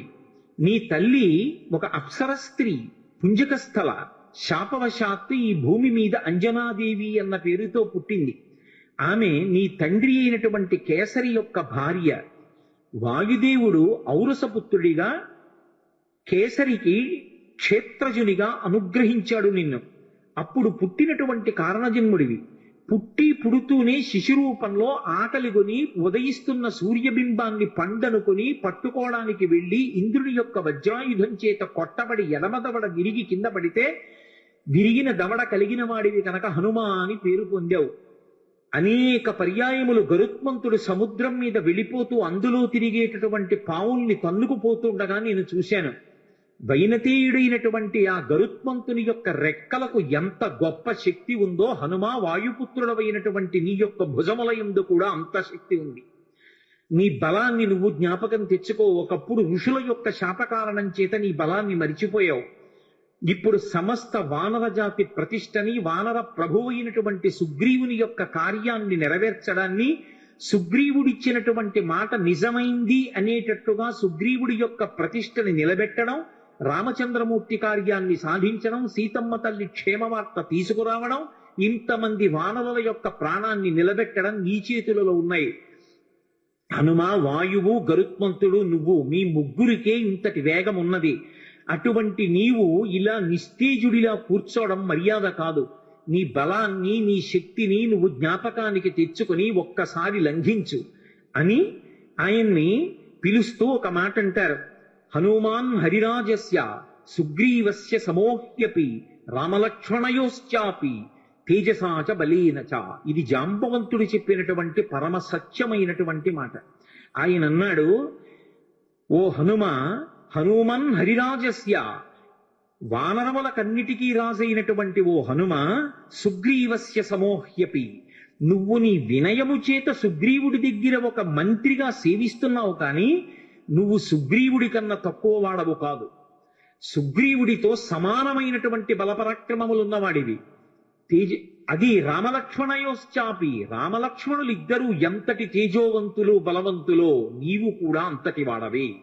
తేజసాచ బలేనచ, తేజస్సు యందు బలము యందు ఆ ముగ్గురి కన్నా నువ్వెంత మాత్రము తక్కువ వాడివి కావు. అటువంటి వాడివి ఇవాళ 100 యోజనముల సముద్రాన్ని దాటడం నీకు పెద్ద లెక్క కాదు. కానీ నీ బలాన్ని నువ్వు మర్చిపోయావు. హనుమా ఉత్తిష్ట హరిషార్దూలా లంఘయస్వ మహార్ణవం పరాహి సర్వభూతానాం హనుమన్యా గతిస్తవ అన్నాడు. ఉత్తిష్ట హరిషార్దూలా, లే హనుమా, నీ శక్తిని జ్ఞాపకం తెచ్చుకో. లంఘయస్వ మహార్ణవం, ఈ సముద్రాన్ని చిన్న ఎద్దు పాదములో అడుగు వేస్తే అది చిన్న ముద్ర పడితే అందులోకి వచ్చి నీళ్లు నిలబడితే ఎంతుంటాయో నీ శక్తి ముందు ఈ సముద్రం అంతా. కాబట్టి ఈ సముద్రాన్ని లంఘించు. ఉత్తిష్ట హరిషార్దూలా లంఘయస్వ మహార్ణవం పరాహి సర్వభూతానాం. ఇది హనుమ యొక్క గొప్పతనం. హనుమన్యాగతిస్తవ సర్వభూతానాం. ఈ సృష్టిలో ఎన్ని భూతములున్నాయో అన్ని భూతముల కన్నా కూడా తేజోవంతుడవు, గమనమునందు అటువంటి వేగమున్నవాడివి నువ్వే. పరాహి సర్వభూతానాం హనుమన్యా గతిస్తవ, నీ యొక్క వేగం అటువంటిది. అంతటి వేగమున్నవాడివి నువ్వు ఇవాళ ఇలా కూర్చోవడం బావులేదు, లే నీ బలాన్ని పుంజుకో అన్నాడు. ఎప్పుడైతే జాంబవంతుడు కీర్తించాడో వెంటనే హనుమ యొక్క శాపం నివారణమైపోయింది. ఇప్పటికీ తెలియక ఓ మాట అంటుంటారు, మనం ఆయన బలం ఆయనకి జ్ఞాపకం చేయాలండి అని. మనం జ్ఞాపకం చేయక్కర్లేదు, ఎప్పుడో ఆయన శాపం తీరిపోయి తన బలం తాను జ్ఞాపకానికి తెచ్చుకున్నారు కాబట్టే వెంటనే ప్రతిజ్ఞ చేశారు. లేచి నిలబడి, ఇక్కడి నుంచి నేను కాని సముద్ర లంఘనాన్ని ప్రారంభం చేస్తే నేను నా పాదములతో భూమిని దట్టించినప్పుడు ఈ భూమి ఊంచుకోలేదు. అందుకే మహేంద్రగిరి మీద నిలబడి అక్కడి నుంచి బయలుదేరి వెడతాను. నాకిప్పుడు ఎంత సంతోషంగా ఉందంటే, అపారమైనటువంటి వేగము కలిగినటువంటి బంగారు రెక్కలు అల్లారుస్తూ ప్రయాణించేటటువంటి గరుత్మంతుడు సముద్రం మీద తీవ్రమైన వేగంతో వెడుతూ పావుల్ని తన్నుకుపోతుంటే ఏకకాలంలో ఆ గరుత్మంతుడి చుట్టూ కొన్ని 100 పర్యాయములు ప్రదక్షిణం ఆచరించగలను. సముద్రానికి ఉత్తర తీరంలో నిలబడి వంగి ఉత్తర తీరాన్ని నా చేతితో స్పృశించగలను. గోష్పదీకృతమారాసిం మచకీకృత రక్షసం రామాయణ మహామాలా రత్నం వందే అనిలాత్మజం. ఎద్దు పాదంలో నీరు నిలబడితే దాటడం ఎంత అవలీలగా దాటగలరో అంత అవలీలగా దాటగలను. ఈ పర్వతములతో, నదులతో, సముద్రంతో శోభిస్తున్నటువంటి ఈ భూమండలాన్నంతటినీ తిరగవేసి సముద్రంలో కలిపేయగలను. పర్వతాలనన్నిటినీ కూడా నా తొడల వేగంతో చూర్ణం చెయ్యగలను. ఆకాశాన్ని ఒరుసుకుంటున్నాడా అన్నట్టుగా ఆకాశ మార్గంలో ఈ సముద్రాన్ని దాటి ఆవలి ఒడ్డుకు చేరగలను. ఇప్పుడే బయలుదేరుతానని మహానుభావుడు బయలుదేరారు. అలా జాంబవంతుడు చేసినటువంటి ప్రార్థన చేత, ఆయన చేసినటువంటి స్తోత్రం చేత హనుమ యొక్క శాపము ఎన్నడో నివారణమైపోయింది. అటువంటి హనుమ సూర్యనారాయణమూర్తి ఇచ్చినటువంటి అనుగ్రహం మేరకు సూర్య భగవానుడికి శిష్యుడయ్యాడు. లోకంలో ఎందరో శిష్యులుంటారు. గురువుగారి దగ్గర పాఠం నేర్చుకున్న వాళ్ళు, శాస్త్రం చదువుకున్న వాళ్ళు. కానీ అందరు శిష్యులు ఒకెత్తు, హనుమ ఒక్కరూ ఒకెత్తు. హనుమ వంటి శిష్యుడు లోకంలో ఉండరు. ఎందుచేత అంటే లోకంలో ఎక్కడైనా గురువు పాఠం చెప్పాలి అంటే తాను స్థిరంగా కూర్చుని శిష్యుల్ని కూర్చోబెట్టుకుని పాఠం చెప్తారు. అథవా గురువుగారు అటు ఇటు నడుస్తూ పాఠం చెప్పడం విన్నాం. గురువుగారు మధ్యలో తెర కట్టుకుని శిష్యులకి పాఠం చెప్పడం విన్నాం పతంజలి చరిత్రలో. కానీ సూర్యుడు హనుమకి పాఠం చెప్పడానికి ఆగకూడదు, ఎందుకంటే కాలగమనం ఆగిపోతుంది కాబట్టి ఆయన ఉదయాద్రి మీద బయలుదేరి అస్తాద్రికి వెళ్ళిపోయే పర్యంతము ఆయనతో పాటుగా ప్రయాణిస్తూ పాఠం వినాలి. ఆయన పోని ప్రయాణించేటప్పుడు చంద్రుళ్ళ సుధాకిరణుడై ఏం చల్లగా ఉండడు, నిమిషానికి ఆయన తేజస్సుని పుంజేసుకుంటాడు. మధ్యాహ్న కాలం అయ్యేటప్పటికి మార్తాండ బింబంగా ఉంటాడు, దుర్నిరీక్షమైనటువంటి ప్రకాశంతో ఉంటాడు. అటువంటి సూర్యనారాయణమూర్తి దగ్గర కూర్చుని పాఠం వినడం ఎలా సాధ్యం? పోని గురువు గారు పాఠం చెప్తుంటే ఆయన నేర్చుకున్నది వ్యాకరణం, పైగా వ్యాకరణం నేర్చుకోవాలి అంటే కేవలం విని నేర్చుకోవడం కుదరదు, పుస్తకం చేతితో పట్టుకోవాలి. పట్టుకుని గురువు గారికి పక్కన నిలబడి ఇలా చెవి పెట్టి గురువు గారితో సమానంగా కూర్చోవడం కానీ గురువు గారితో సమానంగా నిలబడడం కానీ చేసి పాఠం నేర్చుకోకూడదు. గురువు గారికి పోని గురువు గారు వస్తుంటే కొంచెం ముందుకు వెడుతూ ఇలా చెవి పెట్టి విందామంటే గురువు గారికి పృష్ఠభాగం చూపించకూడదు. గురువు గారికి ముందుకు నిలబడి పాఠం వినాలి. గురువు గారికి ఎదురుగుండా నిలబడదామంటే నిరాధారమైన ఆకాశ మార్గంలో సూర్యనారాయణమూర్తి యొక్క రథం వెళ్ళిపోతుంటుంది. దుర్నిరీక్షమైన తేజస్సు క్షణానికి పుంజేసుకుని మీదకొస్తాడు. అంత వేగంతో సూర్యుడు వస్తే అంత వేగంతో వెనక్కి నడవాలి. వెనక్కి నడుస్తూ చేతిలో శాస్త్రం పట్టుకుని శాస్త్రం వంక చూస్తూ గురువుగారి ముఖం వంక చూస్తూ గురువుగారు చెప్పిన మాటలు వింటూ శ్రద్ధతో చదువుకుంటూ నేర్చుకుంటూ వెనక్కి నడవాలి. నడిచి గురువుగారు అష్టాద్రికి చేరుకునేటప్పటికీ శిష్యుడు అష్టాద్రికి చేరుకుని ఆ రోజు పాఠం పూర్తి చెయ్యాలి. ఎవరైనా వెళ్ళగలరా? సూర్యుడి దగ్గర పాఠం నేర్చుకోగలరా? మహానుభావుడైనటువంటి స్వామి హనుమ నేర్చుకున్నాడు. అందుకే సూర్యనారాయణమూర్తికి తన శిష్యుడైనటువంటి హనుమ పేరు చెప్తే ఎంత సంతోషం, ఇటువంటి శిష్యుడు ఎక్కడ దొరుకుతాడని. శిష్యుడి పేరు చెప్తే గురువు పులకించిపోవాలి. దేని చేత అంటే శిష్యుడి యొక్క నడవడి చేత. శిష్యుడి నడవడి చూసి గురువు ఛీ అనే రోజు తెచ్చుకోకూడదు. అంతకన్నా అసహ్యకరమైన విషయం లోకంలో ఎక్కడుంటుంది? కాబట్టి ఆ హనుమ యొక్క వినయం, ఆ హనుమ యొక్క నడవడి చూసి గురువు అయినటువంటి సూర్యనారాయణమూర్తి పరవశించిపోయాడు. విచిత్రం ఏమిటంటే హనుమకి గురువు సూర్యనారాయణమూర్తి, ఆ సూర్య వంశంలో ప్రభవించినటువంటి వాడు రామచంద్రమూర్తి. రామచంద్రమూర్తికి గురువు వశిష్ఠుడు. రామచంద్రమూర్తికి గురువు వశిష్ఠుడైతే రామచంద్రమూర్తి స్వామి హనుమకి సమస్తం. యథార్థానికి స్వామి హనుమకి తల్లి రాముడే, తండ్రి రాముడే, గురువు రాముడే, దైవం రాముడే, అన్నీ రాముడే. అసలు శాస్త్రంలో ఒక సీతారామాంజనేయ సంవాదం అని ఒక విషయం చెప్తారు. రామతారక మంత్రోపదేశం హనుమకి ఎవరు చేశారు అంటే సీతమ్మ చేసింది అంటారు. హనుమకి వేదాంత జ్ఞానం నేర్పిన వారెవరు అంటే రామచంద్రమూర్తి, రాముడు గురువు హనుమకి. సూర్యుడి దగ్గర వ్యాకరణ పాఠం అంతా నేర్చుకున్నాడు, కానీ ఆ వినయానికి సూర్యుడు పొంగిపోతాడు. నాకు ఇప్పటికీ తిరుపతి వెడితే ఆ పద్మావతి అమ్మవారి దేవస్థానానికి వెళ్ళి జగదంబని సేవించి వచ్చిన తర్వాత పద్మ సరోవరం ఎదురుగుండా సూర్యనారాయణమూర్తి ఉంటారు, రెండు చేతుల్లో ఇలా కమలాలు పట్టుకుని.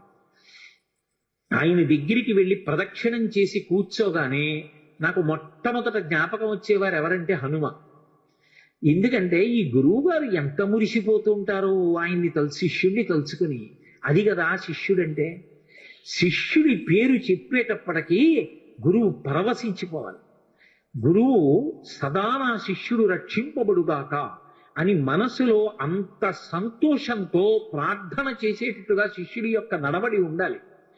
అందుకే ఆ సూర్యనారాయణమూర్తి దగ్గర వ్యాకరణం నేర్చుకున్నారు, వేదాంతాన్ని రామచంద్రమూర్తి దగ్గర నేర్చుకున్నారు హనుమ. రామచంద్రమూర్తికి వేదాంత జ్ఞానము పట్ల విశేషమైనటువంటి అనురక్తి, ధర్మానుష్ఠానమునందు కూడా అంతే అనురక్తి. మనకి పూర్వమీమాంస ఉత్తరమీమాంస అని రెండు ఉంటాయి. పూర్వమీమాంస ధర్మాన్ని ప్రతిపాదన చేస్తుంది, అందుకే దానికి ధర్మమునందు అనురక్తి కల్పించేటటువంటి శాస్త్రము అని ధర్మ జిజ్ఞాస అని పిలుస్తారు. ఉత్తరమీమాంస పరావిద్యని చెప్తుంది, అపరావిద్యని మిగిలినవి చెప్తాయి. పరావిద్య అంటే మోక్షమునకు కారణమైనటువంటి వేదాంత శాస్త్రం. అది కేవలము కూడా బ్రహ్మ జిజ్ఞాస అంటారు. బ్రహ్మ జిజ్ఞాస అంటే కేవలము జ్ఞానమునందు అనురక్తి. ఆ జ్ఞానము ఎవరికి కలుగుతుందో వాడే మోక్షమునకు అర్హుడవుతాడు. వాడు జీవన్ముక్తుడు అంటారు. శరీరంతో ఉండి కూడా మోక్షాన్ని పొందేసిన వాడే. శరీరం పడిపోయిన తరువాత పొందేది విదేహ మోక్షం. అంతేకాని చచ్చిపోయిన తర్వాత ఎప్పుడో మోక్షం వస్తుంది అన్నది అద్వైత సిద్ధాంతం కాదు. జ్ఞానము కలిగిన కారణం చేత శరీరంతో ఉండగానే మోక్షాన్ని పొందేస్తాడు. అందుకే కురుడిని పూర్ణాహుతిలో వాడతారు. అది పెంకు నుంచి విడిపోతుంది. శరీరంలో ఉన్న గుడుగుడులాడుతూ తాను వేరుగా ఆత్మగా ఉంటాడు. సాక్షిగా శరీరాన్ని చూస్తూ ఉంటాడు. ఆ జ్ఞానమునకు ఎవరు చేరిపోయాడో అటువంటి వాడికి ఇక విహిత కర్మ నిషిద్ధ కర్మ అన్న 2 మాటలు అన్వయం అవ్వవు. అన్నిటికీ అతీతంగా ఉంటాడు. అదిగో అటువంటి మహాజ్ఞానులలో అగ్రగణ్యుడెవరు అంటే స్వామి హనుమ. సాధారణంగా లోకంలో హనుమ అనేటప్పటికీ ఏం చెప్తామంటే ఆయన చాలా గొప్ప బలవంతుడు అంటారు. భజరంగ బలి అంటుంటారు. ఉత్తర భారతదేశం అంతా కూడా ఆయనది ఉక్కు ముక్క లాంటి శరీరం అంటారు. కానీ యథార్థం మనకు అదొక్కటే కాదు. అసలు హనుమ యొక్క తత్వాన్ని అద్భుతంగా అనుభవించిన మహాపురుషుల్లో ఒకడు సంత్ గోస్వామి తులసీదాస్. తులసీదాస్ గారు ఆయన మీద కొన్ని ప్రార్థనా శ్లోకాలు చెప్పారు. హనుమాన్ చాలీసా చేసే అలవాటు ఉన్నవారు ఆ ప్రార్థనా శ్లోకాలు చేస్తారు. అవి సంస్కృతంలో ఇచ్చారు ఆయన. దాన్ని ఆ ప్రార్థనా శ్లోకం చెప్తూ అతులిత బలధామం స్వర్ణ శైలాభదేహం ధనుజవన కుశానం జ్ఞానినామగ్రగణ్యం అంటారు తులసీదాస్ గారు. అతులిత బలధామం, అతులిత అంటే పోల్చడానికి ఇక అటువంటి బలం ఉన్నవాడు లేడు. ఆయన బలంతో సమానమైన బలం ఉన్నవాడు అని చెప్పడానికి వీల్లేదు. ఎందుకని కింద ఒక పెద్ద విషయం ఉంది. స్వర్ణ శైలాభదేహం. భ కాంతి, బంగారు కాంతి శరీరంలోంచి వస్తూ ఉంటుంది. ఎక్కడదది? మీరు పతంజలి యోగశాస్త్రాన్ని పరిశీలిస్తే అందులో కనపడుతుంది. ఎవరు నిరంతర బ్రహ్మచర్యంలో ఉంటారో, అస్ఖలిత బ్రహ్మచారి, అసలు ఎన్నడూ ఆయన మనసు కామమునకు వశం కాదు. ఎన్నేళ్ళొచ్చినా అటువంటి బ్రహ్మచర్య దీక్షలో నిలబడి తన యొక్క వీర్యశక్తిని తేజశక్తిగా, ఓజోశక్తిగా మారుస్తాడో అటువంటి వాడి రోమకూపములలోంచి బ్రహ్మ తేజస్సు బంగారు కాంతితో పైకి కొడుతుంది. అది తులసీదాస్ గారి నిర్వచనం. అతులిత బలధామం, అటువంటి బ్రహ్మచర్యనిస్తున్నవాడు. జితేంద్రియం, ఇంద్రియములను గెలిచిన వాడైన. కాబట్టి అతులిత బలధామం, ఆయనతో సమానమైన బలవంతుడు వేరొకడు ఉన్నాడని చెప్పడానికి వీల్లేదు. అంతటి మహాబలవంతుడు హనుమ ఒక్కరే.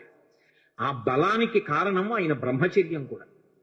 అతులిత బలధామం స్వర్ణ శైలాభదేహం, అది యోగశాస్త్ర రహస్యం. అందుకన్నారు తులసీదాస్ గారు, ఏదో శరీరం బంగారు కాంతి అని చెప్పడానికి కాదు. తులసీదాసు గారు అపరిమితమైనటువంటి హనుమ యొక్క అనుగ్రహాన్ని పొందిన మహాపురుషుడు. స్వర్ణ శైలాభదేహం ధనుజవన కృశానం, రాక్షసులు అనబడేటటువంటి వనాన్ని అంతటినీ కూడా కార్చిచ్చు రూపంలో కాల్చేసినవాడు. కార్చిచ్చు అని అంటుకుంటుంది అరణ్యంలో. రోహిణీ కార్తీ అటువంటి వాటి సమయంలో అంటుకుంటుంది. అసలు ఆ కార్చిచ్చు చూడ్డానికి భయం వేస్తుంది. మీరెవరైనా ఎప్పుడైనా చూశారో లేదో, నాకు ఒకసారి ఈశ్వరుడు దాన్ని చూసేటటువంటి అవకాశం కల్పించాడు. ఒకప్పుడు మంచి వేసవి కాలంలో శ్రీశైలం క్షేత్రంలోంచి కిందకు వచ్చేస్తున్నాను. మేము వచ్చేస్తున్నటువంటి కొండలకి ఆవలి వైపు కొండల మీద కార్చిచ్చు అంటుకుంది. కార్చిచ్చుకో లక్షణం ఉంటుంది. మామూలుగా ఇలా నిలబడి మండదది, అది దూకుతుంది మంట. అసలు చూడ్డానికి గజ గజ గజ గజ వణికిపోతాం. అది ఇక్కడి నుంచి పెద్ద వలయం తిరిగినట్టుగా ఇలా తిరుగుతుంది, తిరిగి దూకుతుంది అవతల వైపు. ఆ దూకుతున్నప్పుడు అది దేని మీదకి దూకుతూ వెడుతుంటుందో అదంతా బూది కుప్పల కింద పడిపోతుంటాయి చెట్లు. అది అలా అంటుకుపోతుంది, అంటుకుపోయి వ్యాపించేస్తూ దూకుతూ వెళ్ళిపోతుంది. అలా ఒక గంట ఉందంటే అరణ్యం అంతా కాలిపోతుంది. అందులోంచి ప్రాణులు కూడా తప్పుకోలేవు. ఎంత వేగంగా వెళ్లే ప్రాణులు కూడా కాలిపోతాయి, పక్షులు కూడా పడిపోతాయి ఆ వేడికి. అలా వెడుతుంది. అబ్బా, ఏమి ఉపమానం అండి తులసీదాస్ గారిది! ఏం అనుభవించారు హనుమ యొక్క శక్తిని! ఎవరు వెయ్యగలరు ఇంకటువంటి ఉపమానం? హనుమ యొక్క అవతారమే అంటారు. హనుమతో మాట్లాడేవారు, హనుమతో కలిసి కూర్చున్నారు. హనుమ వలన ఎన్నో విషయాలు తెలుసుకున్నారాయన. అటువంటి వారు కాబట్టి అటువంటి మాటలు వెయ్యగలిగారు హనుమ గురించి. అందుకే హనుమాన్ చాలీసా అంత శక్తివంతమైంది లోకంలో. స్వర్ణ శైలాభదేయం ధనుజవన కృషానం జ్ఞానినామగ్రగణ్యం. ఇది తులసీదాస్ గారి ప్రార్థన. ఇప్పుడు నేను తులసీదాస్ గారి ప్రార్థన అంతా చెప్పి వ్యాఖ్యానం చేయడం అంటే అయ్యే పని యథార్థానికి. ఏదో పైకి తీర్చేస్తున్నాను కానీ ఎప్పుడైనా నాతో పరమేశ్వరుడు హనుమాన్ చాలీసాకి వ్యాఖ్యానం చేస్తే అప్పుడు ఇద్దరు. కాబట్టి జ్ఞానినామగ్రగణ్యం, జ్ఞానుల యందు అగ్రగణ్యుడు. మామూలు వాడు కాదాయన, జ్ఞానుల యందు అగ్రగణ్యమైనటువంటి వాడు. ఎక్కడిది ఈ విషయాలన్నీ తులసీదాస్ గారు ఎట్నుంచి కలుపుతున్నారు? నేను ఇందాక మీతో మనవి చేశానే, ధర్మ జిజ్ఞాస బ్రహ్మ జిజ్ఞాస అని ఉంటాయి అని. ధర్మ జిజ్ఞాస రాముడు అరణ్యవాసంలోనూ రాజ్య పరిపాలనలోనూ నిరూపణం చేశాడు. ఆయన ఎక్కడ నేర్చుకున్నాడు ఈ బ్రహ్మ జిజ్ఞాస? యోగవాసిష్టం అని ఓ గ్రంథం ఉంది, అద్వైత సిద్ధాంతానికి ఆయుపట్టు. వశిష్ఠుడు గురువై అద్వైత రహస్యములను, అసలు అది జ్ఞానవాసిష్టము అంటారు. అటువంటి జ్ఞానాన్నంతటినీ వశిష్ఠుడు రామచంద్రమూర్తికి ప్రబోధం చేశాడు. అప్పుడు విన్నాడు, అనుభవంలోకి తెచ్చుకున్నాడు. మీరు ఎప్పుడైనా అటువంటి మూర్తిని చూశారో లేదో నాకు తెలియదు. నాకు జ్ఞాపకం ఉంటే నేను ఈ 5 రోజుల్లో మీకు ఆ మూర్తిని తీసుకొచ్చి చూపిస్తాను. ఒక అద్భుతమైన ప్రార్థనా శ్లోకం ఉంటుంది. రాముడు రాజ్య పరిపాలకుడిగా కాదు, గురువుగా కూర్చుంటే ఎలా కూర్చుంటాడో. వైదేహీ సహితం సురద్రుమతలే హైమే మహామంటపే మధ్యే పుష్పకమాసనే మణిమయే వీరాసనే సుస్థితం అగ్రే వాచయతి ప్రభంజనసుతే తత్వం మునిభ్యః పరం వ్యాఖ్యాంతం భరతాదిభిః పరివృతం రామం భజే శ్యామలం. ఇందులో ఒక పెద్ద చమత్కారం ఉంది. హనుమ పాఠం నేర్చుకోవడం అంటే ఎన్ని విచిత్రాలు జరిగాయి అనుకుంటున్నారు? రాముడు ఎక్కడ నేర్చుకున్నాడు అసలు ఈ చెప్తున్న పాఠాన్ని? వశిష్ఠుడి దగ్గర నేర్చుకున్నాడు. వశిష్ఠుడు ఎవరు? శ్రీమన్నారాయణుని యొక్క శిష్యుడు. ఎందుకని? మీరు అద్వైత గురు పరంపర చెప్పారనుకోండి, నారాయణం పద్మభువం వశిష్ఠం శక్తించ తత్పుత్ర పరాశరంచ వ్యాసం శుకం గౌడపాదం మహాంతం అని గోవింద పాదంచ తధాస్య శిష్యాం అని చెప్తాం. ఆ తర్వాత శంకర భగవత్పాదులు వారి యొక్క శిష్యులు, ఆ పరంపర అంతా వస్తుంది. అందులో నారాయణం మొట్టమొదటి గురువు శ్రీమన్నారాయణుడు. నారాయణుని తర్వాత వచ్చిన గురువు పద్మభువం. అంటే నారాయణుని తర్వాత అంటే ఇంకో ఉద్దేశ్యంతో కాదు, నారాయణుని యొక్క గురుత్వమును అందుకుని గురువుగా ప్రకాశించిన వాడు బ్రహ్మగారు. బ్రహ్మగారి స్థానంలోకి మళ్ళీ బ్రహ్మగారిలా గురువు స్థానంలో కూర్చుని ప్రబోధం చేసిన వాడు వశిష్ఠుడు. ఇప్పుడు వశిష్ఠుడికి గురువెవరు? బ్రహ్మగారు. బ్రహ్మగారికి గురువెవరు? నారాయణుడు. కాబట్టి ఇప్పుడు వశిష్ఠుడికి నారాయణుడు ఏమవుతాడు? పరమగురువు అవుతాడు. గురువు గారి గురువు పరమగురువు కదా. ఇప్పుడు మా గురువు గారు ఉన్నారు, మా గురువు గారికి గురువు గారు నాకు పరమగురువు గారు అవుతాడు. అలా వశిష్ఠుడికి నారాయణుడు ఏమవుతాడు? పరమగురువు అవుతాడు. అందుకే నారాయణుడి పేరు చెప్తే వశిష్ఠుడు ఏం చెయ్యాలి? వెంటనే లేచి నిలబడి నమస్కారం చేయాలి. పరమగురువు గారి పేరు చెప్పినా పరమగురువు గారు కనపడ్డా. కానీ రామావతారం దగ్గరికి వచ్చేటప్పటికి ఒక చమత్కారం జరిగింది. ఆ వశిష్ఠుడు రాముడికి గురువుగా వచ్చాడు. రాముడు ఎవరు? నారాయణుడు. ఇప్పుడు రాముడు ఏం చేశాడు? వశిష్ఠుడి పాదాలు పట్టుకుని నమస్కారం చేశాడు, చేసి పాఠం చెప్పమని అడిగాడు. ఇప్పుడు తనకి పరమగురువైన నారాయణుడు తనకి శిష్యుడై తన కాళ్ళు పట్టుకుంటే పాఠం చెప్పాడు వశిష్ఠుడు. ఇదొక చమత్కారం రామావతారంలో గురు శిష్యుల విషయంలో. అటువంటి వశిష్ఠుడి దగ్గర యోగవాసిష్టం జ్ఞానవాసిష్టం నేర్చుకున్నాడు, అనుభవంలోకి తెచ్చుకున్నాడు. తెచ్చుకుని ఇప్పుడు ఈ పాఠం ఎవరికి చెప్పాలి? దానికి అర్హుడైన వాడు ఉండాలి. ఎవడు అర్హుడు? ఏ కోరిక లేనివాడు. ఏ కోరిక లేకపోవడం అంత తేలిక మార్గం అనుకోకండి. ఏ కోరిక అడగడానికి లేకపోవడం అంటే అది గురువు గారు కోరుకునేటటువంటి అద్భుత స్థితి కలిగిన శిష్యుని యొక్క లక్షణం. అదే సామాన్యమైన విషయం కాదు. ఎవరుంటారు అలా? కనపడడం ఏం మాటలండే, ఆ స్థితికి చేరుకోవడం హనుమ ఒక్కరే. అందుకే వైదేహీ సహితం సురద్రుమతలే హైమే మహామండపే. బంగారు మండపంలో రామచంద్రమూర్తి కూర్చున్నారు. మునులు కూడా వచ్చారు ఆయన దగ్గర వినడానికి. కానీ ఆయన ఎవరికి ఉపదేశం చేశారో తెలుసా? ఆయనకి ఉపదేశం చేస్తుంటే మిగిలిన వాళ్ళందరూ విన్నారు. ఎవరికి? హనుమతి ఉపదేశం చేశారు. ఎందుకని? అగ్రేవాచయతి ప్రభంజన సుతే తత్వం మునిభ్య పరం వ్యాఖ్యాంతం భరతాధిభి పరివృతం రామం భజే శ్యామలం. నీలమేఘఛాయ కలిగినటువంటి రాముడు తత్వోపదేశం చేస్తే ఇలా ముద్ర పడతాడు, చిన్ముద్ర. ఇలా చిన్ముద్ర పట్టి ఎలా కూర్చుంటాడంటే వీరాసనే సుస్థితం. ఈ కాలు తీసి ఈ కాలు మీద వేసుకుంటాడు. దాన్ని వీరాసనం అంటారు. అంటే గురువు గారు కేవలం జ్ఞానోపదేశం చెయ్యడానికి మాత్రమే కూర్చున్నారు. ఇక అంతకన్నా పై స్థాయి ఉండదు. ఇక అదొక అద్భుతమైన స్థాయి. లోకంలో ఇక జ్ఞానం ఇవ్వడం కన్నా గొప్పదేదీ లేదు. ఆ స్థితిలో గురువు గారు కూర్చున్నారు అని గుర్తు ఏమిటంటే, ఒక మోకాలు మీదకి రెండో కాలు వేసుకుంటారు. దక్షిణామూర్తి కూర్చుంటాడు. అలా కూర్చుంటే చుట్టూ సనకసనందనాథులు కూర్చుంటారు. అలా రాముడు కూర్చున్నాడు, ఇలా కాలు మీద కాలేసి. కూర్చుంటే తొడ మీద, ఎడమ తొడ మీద వైదేహీ సహితం సీతమ్మ కూర్చుంది. ఎందుకు సీతమ్మ కూర్చోవడం? ఎందుకు? గురువు గురుపత్ని అభేదం. గురువు గారు ఎంతో గురుపత్ని అంతే.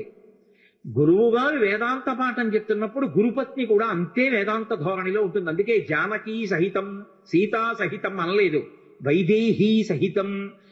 వైదేహి అంటే విదేహ వంశంలో పుట్టింది, శరీర భ్రాంతి లేదు, తాను కూడా ఆత్మగా రమిస్తున్న సీతమ్మ.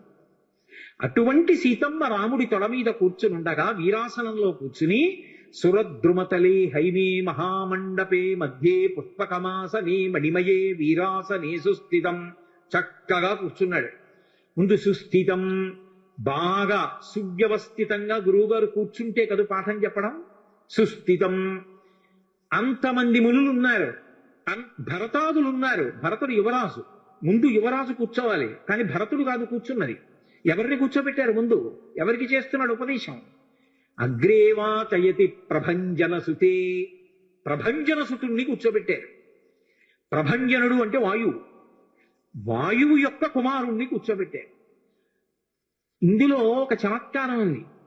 మామూలుగా వాయువు అంటారు, ప్రభంజనుడు అని ఇప్పుడంటారంటే విరిచేసేంత వేగంగా వెళ్ళిపోతాయి. వాయువు మామూలుగా వీస్తోంది అనుకోండి, అందరికీ సంతోషంగా ఉంటుంది.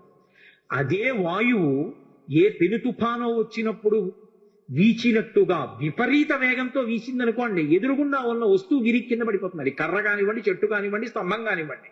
ఇప్పుడు ప్రభంజనుడు అంటారు. హనుమతి ఎటువంటి వేగం? మనోజవం మారుతతుల్య వేగం. విపరీతమైన వేగం శరీరానికి ఉంది, అంతే వేగం మనస్సుకుంది. కానీ గురువు గారి దగ్గర కూర్చున్నప్పుడు ఎలా కూర్చుంటారంటే శరీరము కదలదు, మనసు కదలదు. మనకంత వేగం లేకపోయినా శరీరము అంత వేగంగా వెళ్ళదు. నిజానికి హనుమ మనసుకున్నంత వేగము లేదు. అయినా కూడా మన మనసు గురువు గారి దగ్గర ఉండదు. పాఠం మీద ఉండదు, శాస్త్రం మీద ఉండదు, భగవంతుడి మీద ఉండదు. మిమ్మల్ని కాదు, నాబోటిగాడి గురించి చెప్తున్నా. ఎక్కడో తిరుగుతుంటుంది. ఆయన అంత వేగంగా వెళ్ళగలిగిన వాడు గురువు గారి దగ్గరికి వచ్చేటప్పటికి అంత నిశ్చలంగా కూర్చుంటాడు. ప్రభంజన సుతే తత్వం మునిభ్య పరం. హనుమతి చెప్తుంటే మిగిలిన వాళ్ళు విన్నారు తప్ప యువరాజని భరతుణ్ణి కాని మునులని మిగిలిన వాళ్ళని కాని కూర్చోబెట్లా. ఒక్క హనుమని కూర్చోబెట్టారు. ఎందుకని? ఏ కోరిక లేకుండా మనసులో. నాకు ఇది కావాలన్న కోరిక లేదు, అందుకని బ్రహ్మ జిజ్ఞాస అందుకోవడానికి అర్హుడయ్యాడు. గురువు గారు అలా కూర్చున్నారు అంటే అది అందుకోవడానికి అర్హుడైన శిష్యుడిగా కూర్చోవడం అంటే అంతకన్నా అదృష్టం జీవితంలో ఏముంటుందండి. ఇంకా గురువు గారు అలా వచ్చి కూర్చున్నారంటే శిష్యుడిగా నేను కూర్చుంటానండి అనాలి అంటే ఇన్ని కోట్ల జన్మల అదృష్టం ఉంటే అంటారు ఆ మాట. కాబట్టి హనుమని కూర్చోబెట్టారు ఎదురుగుండా. తత్వం మునిభ్య పరం. దక్షిణామూర్తిలో ఇలా చిన్ముద్ర పట్టాడు రాముడు. చిన్ముద్ర పట్టి అగ్రేవాచయతి ప్రభంజన సుతే తత్వం మునిభ్య పరం వ్యాఖ్యాంతం భరతాధిభి పరివృతం రామం భజే శ్యామలం. హనుమతి చెప్తుండగా వేదాంతాన్ని మిగిలిన వాళ్ళందరూ విన్నారు. ఈ జ్ఞాన మార్గాన్ని, ఈ బ్రహ్మ జిజ్ఞాస బాగా అనుభవంలోకి తెచ్చుకున్నవారు. అందుకే మీకు మహాభారతంలో ఆరణ్య పర్వంలో గంధమాదన పర్వతంలో ఆ అరటి తోటలో ఒక పర్వత గుహలో యోగంలో తనలో తాను రమిస్తూ కూర్చుని ఉంటారు. అంతటి మహాయోగమూర్తి హనుమ. అటువంటి వారు అంతటి మహాశక్తివంతుడు. ఎంత శక్తివంతుడో అంత వేగంతో వెళ్ళగలిగినటువంటి వాడు. అలా గురువు గారి దగ్గర జ్ఞానపాఠాన్ని నేర్చుకున్నటువంటి వాడు. ఆ జ్ఞానాన్ని అనుభవంలోకి తెచ్చుకుని యోగ మార్గమునందు అలా నిలబడినటువంటి వారు. అందుకే మీరు ఎప్పుడైనా హనుమ దగ్గర ప్రదక్షిణం చేశారనుకోండి, అదొక్కటి చాలు మిమ్మల్ని అనుగ్రహించేస్తుంది. మీరు ఏ కోరికతోనైనా చెయ్యవచ్చు, ఆయన పరబ్రహ్మస్వరూపుడై అనుగ్రహించేస్తాడు. ఎందుకంటే అలా యోగమునందు నిలబడగలిగిన ప్రజ్ఞాశాలి కనుక. శ్రీరామాయణంలో ఒక చమత్కారం ఉంది, దాని పేరే రామాయణం. రాముడితో మిగిలిన వ్యక్తులందరూ నడుస్తారు. అసలు రాముడు కనిపించని కాండ ఉండదు సుందరకాండ వినా. సుందరకాండలో రాముడు కనపడకపోయినా రామ కథ 1కి 10 మార్లు చెప్పబడుతుంది. అటువంటి రామచంద్రమూర్తి వలన ఉపకారము కాని ప్రత్యుపకారము కాని పొందనివాడు రామాయణమునందు లేడు. ఆయనకి ఉపకారం చేసిన వాళ్ళందరికీ ప్రత్యుపకారం చేశారు. ఒకవేళ ఉపకారం చేయకపోయినా ఉపకారం చేశారు. కానీ ఆయన ఉపకారాన్ని పొంది కూడా ప్రత్యుపకారం నేను చెయ్యలేను అని చెప్పింది ఎవరితో అంటే ఒక్క హనుమతోని చెప్పారు.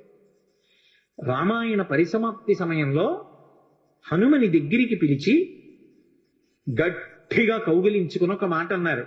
మదంగే జీర్ణతాం యాతు యత్పయోపకృతం కపేహి నరహ ప్రత్యుపకారాణం అపత్సాయ అతిపత్రతాం అన్నారు. హనుమా, నువ్వు చేసిన ఉపకారము నా శరీరమునందు జీర్ణమైపోవుగాక. ఎందుకని? నువ్వు నాకు చేసిన ఉపకారానికి నీకు ప్రత్యుపకారం చెయ్యడం ఇక సాధ్యం కాదు. నేను కష్టంలో ఉంటే నువ్వు నా భార్య యొక్క జాడ కనిపెట్టావు. ఇప్పుడు నీకు ప్రత్యుపకారం చేయాలంటే నీకు అటువంటి కష్టం కలగాలి. కోరచ్చా నేను? అందుకని నేను కోరను. నీకు అటువంటి ఆపద రాదు. కాబట్టి నీకు నేను ప్రత్యుపకారం చెయ్యలేను. నీవు చేసిన ఉపకారము నా శరీరమునందు జీర్ణమైపోవుగాక అని కౌగలించుకున్నారు. హనుమ ఒక్కరు తప్ప రామాయణం మొత్తం మీద ఈ స్థితిని పొందిన వారు వేరొకరు లేరు. అందుకే రామచంద్రమూర్తి అవతార పరిసమాప్తి సమయంలో ఆయనతో అందరూ వచ్చేస్తానని వెనక వెళ్ళిపోతున్నప్పుడు హనుమని కూడా అడిగారు. హనుమా, నువ్వు వస్తావా అని అడిగారు. రామచంద్ర ప్రభో, మీరొకటి, మీ కథ ఒకటి, మీ నామం ఒకటి కాదు. ఎక్కడ ఏమి తెలిసినా తెలియకపోయినా రామనామము రామనామము రమ్యమైనది రామనామము అంటే అక్కడికి వెడతా. రామ కథ చెప్తే వెడతా, రామాయణం చెప్తే వెడతా. ఇప్పుడు రాముడు అన్నాడు, మక్కథా ప్రచరిష్యంతి యావల్లోకే హరీశ్వర తావద్రమస్య సుప్రీతో మద్వాక్యమనుపాలయం. రామశాసనం హనుమకి. ఎక్కడ రామనామం చెప్పినా, ఎక్కడ రామ కథ చెప్పినా, ఎక్కడ రామాయణం చెప్పినా హనుమా నువ్వు అక్కడికి వెళ్ళి కూర్చుని వింటూ ఉండు. హనుమ సభలోకి వచ్చారు అంటే సభలో ఉన్న వాళ్ళందరికీ మంగళమే. నన్ను నమ్మండి, చచ్చిపోయేవాడు కూడా బతుకుతాడు. హనుమ దర్శనం అంత గొప్పది. ఆయన దర్శనం చేస్తే చాలు. నిన్న మీతో చెప్పా, సంధ్యాకాల దర్శనంతో సమానం. ఉపద్రవాలు కూడా తొలగిపోతాయి. అంత శక్తివంతం హనుమద్ దర్శనం అంటే. అటువంటి హనుమ సభలోకి ప్రవేశిస్తారు, ప్రవేశించి అనుగ్రహిస్తారు. ఎందుకని అంటే పైన రామశాసనం ఉంది. ఇదే మహానుభావుడు తులసీదాస్ గారి జీవితంలో జరిగింది. తులసీదాస్ గారు ప్రతిరోజు గంగానదిలో స్నానం చేసి చెంబుతో కాసిన నీళ్లు తీసుకొచ్చి రావి చెట్టు మొదట్లో పోసి రావి చెట్టు కింద కూర్చుని తపస్సు చేస్తుండేవారు.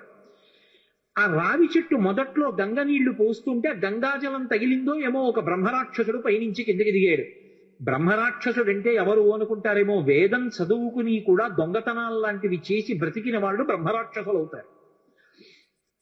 పతంజలి చరిత్రలో చెప్తారు. కాబట్టి అటువంటి బ్రహ్మరాక్షసుడు క్రిందకి దిగి అన్నాడు, నువ్వు నాకు మహోపకారం చేశావు. ఎప్పటి నుంచో ఈ చెట్టు మీద పడున్నాను. నువ్వు గంగాజలాన్ని తెచ్చి ఈ చెట్టు మొదట్లో పోసినప్పుడు గంగాజల స్పర్శ చేత నా పాపం శమించింది. నేను సాధారణ రూపాన్ని పొందాను. నీకు నేను ప్రత్యుపకారం చెయ్యాలనుకుంటున్నాను. నీవు రామదర్శనం కోసం పరితపిస్తున్నావు. నీకు రామదర్శనం కావాలి అంటే చేయించగలిగిన వారు హనుమ ఒక్కరే. హనుమ రోజు వస్తుంటారు. ఎక్కడికి వస్తారో తెలుసా? ఎక్కడెక్కడ రామనామం జరుగుతుందో, ఎక్కడెక్కడ రామనామం ప్రస్తావనకు వస్తుందో, ఎక్కడెక్కడ రామ కథ చెప్పబడుతుందో అక్కడ ఉంటారు. కాశీలో హనుమాన్ ఘాట్లో ఒక వ్యక్తి రోజు రామాయణం చెప్తున్నాడు. అక్కడికి వచ్చి కూర్చుంటారు. ఎలా గుర్తుపడతావో తెలుసా? అందరికన్నా ముందు సభలోకి వస్తారు. అందరికన్నా ఆఖరణ కళ్ళ నీళ్ల పెట్టుకుని ఒక్కడు తలదించుకుని నడిచి వెళ్ళిపోతూ ఉంటాడు. నువ్వు గుర్తుపట్టి వెంట వెళ్ళు అన్నారు. అప్పుడు ఆ రూపంలో వెళ్ళారు. అన్ని వేళలా అలా వెళ్ళరు, ఏ రూపంలోనైనా వెడతారే. కాబట్టి తులసీదాస్ గారు హనుమాన్ ఘాట్కి వెళ్ళి కూర్చున్నారు. అందరికన్నా ముందు ఒక వ్యక్తి వచ్చాడు రామాయణం వినడానికి. అందరూ వెళ్ళిపోయిన తర్వాత తల ఉంచుకుని కన్నులమ్మట నీరు కారుతుండగా వెడుతున్నాడు. తులసీదాస్ గారు ఆయన వెంటపడ్డారు. ఆ వ్యక్తి కనిపెట్టాడు, ఎవరో నన్ను వెంబడిస్తున్నారని. ఆయన హనుమ, ముందు వెడుతున్నవారు. వెనక్కి తిరిగి గద్దించారు, ఎందుకు నా వెంట వస్తున్నావు, ఆగక. కాదు, నాకు రామదర్శనం కావాలి, నీ వల్లే జరగాలి. వెళ్ళి కాళ్ళ మీద పడ్డారు. కాళ్ళ మీద పడితే ఆయన ఒక స్థలాన్ని చెప్పారు, అక్కడ కూర్చుని నువ్వు జపం చెయ్యి, తపస్సు చెయ్యి, నీకు రామదర్శనం అవుతుందన్నారు. తులసీదాస్ గారు కూర్చుని తపస్సు చేస్తున్నారు. తపస్సు చేస్తుంటే రామలక్ష్మణులు ఇద్దరూ రాజకుమారుల రూపంలో గుర్రాల మీద వచ్చారు. వచ్చి గుర్రాలు దిగి అరుగు మీద సేద తీరారు. ఎవరో రాజకుమారులని తులసీదాస్ గారు ఊరుకున్నారు. వాళ్ళిద్దరూ గుర్రం ఎక్కి వెళ్ళిపోయారు. హనుమ వచ్చారు, రామలక్ష్మణులు వచ్చారు, గుర్తుపట్టావా అన్నారు. ఎప్పుడు వచ్చారు అన్నారు. అయ్యో, ఇద్దరు రాజకుమారుల వేషంలో వచ్చారయా, నువ్వు గుర్తుపట్టలేదు, వెళ్ళిపోయారు. ఎంతో బాధపడ్డారు. మళ్ళీ సాధన చెయ్యండి. మళ్ళీ సాధన మొదలుపెట్టారు. మళ్ళీ సాధన మొదలు పెడితే కొన్నాళ్ళు అయిపోయిన తర్వాత చిన్న పిల్లవాడి రూపంలో రాముడు వచ్చాడు. గంధం తీస్తున్నారు తులసీదాస్ గారు రామచంద్రమూర్తికి అనులేపనం చేయడానికి. చిన్న పిల్లవాడి రూపంలో వచ్చి, తాతా తాతా నాకు గంధం ఇస్తావా అని అడిగాడు. ఇది రాముడి కోసం రా, పో అన్నారు తులసీదాస్ గారు. మళ్ళీ పొమ్మంటున్నాడు రా రాముడు వస్తే అని హనుమ వెంటనే పంజరంలో చిలక రూపంలో వచ్చి పాట పాడాడు. రాముడు బాలుడి రూపంలో వచ్చి తులసీదాస్ గారిని గంధం అడుగుతున్నాడు, గుర్తించలేని తులసీదాసు వెళ్ళిపోమ్మంటున్నాడు అని. అది విన్నటువంటి తులసీదాస్ గారు వెంటనే పిల్లవాడి కాళ్ళు పట్టుకుని పిల్లవాడి కాళ్ళ మీద పడ్డారు. పడగానే రామచంద్రమూర్తిగా దర్శనమిచ్చారు. దర్శనమిచ్చి, తులసీదాస్, నా పేరు మీద నువ్వు రామాయణాన్ని, దక్షిణ దేశంలో వాల్మీకి రామాయణం, దక్షిణ దేశం ఎక్కడైనా వాల్మీకి రామాయణం, కానీ నువ్వు ఇప్పుడు రామచరితమానస్ అన్న పేరు మీద రామాయణాన్ని రచించు. ఉత్తర భారతదేశంలో రామచరితమానస్కి ఎంత గౌరవం అంటే, మీరు ఆలయాల్లోకి వెళ్ళండి, వ్యాసపీఠాలు పెట్టి దాని మీద రామచరితమానస్ పెడతారు. గుళ్ళోకి వెళ్ళిన వాళ్ళు కనీసం ఒక్క శ్లోకమైన అందులోంచి చదువుకుని చక్కగా ఓ పువ్వు ఏదో పెట్టి నమస్కారం పెట్టొస్తారు. రామచరితమానస్కి అంత గొప్ప. విచిత్రం ఏంటంటే హనుమాన్ చాలీసా, రామచరితమానస్ రెండు తులసీదాస్ గారి శరీరంతో ఉండగానే ప్రఖ్యాతి వహించేసాయి. అటువంటి తులసీదాస్ గారు ఎప్పుడూ రామనామం చెప్తుండేవారు. ఒకప్పుడు తులసీదాస్ గారు గంగ ఒడ్డున నిలబడి ఉన్నారు. ఒక ఆవిడ గబగబా వచ్చి ఆయన కాళ్ళ మీద పడి నమస్కారం చేసింది.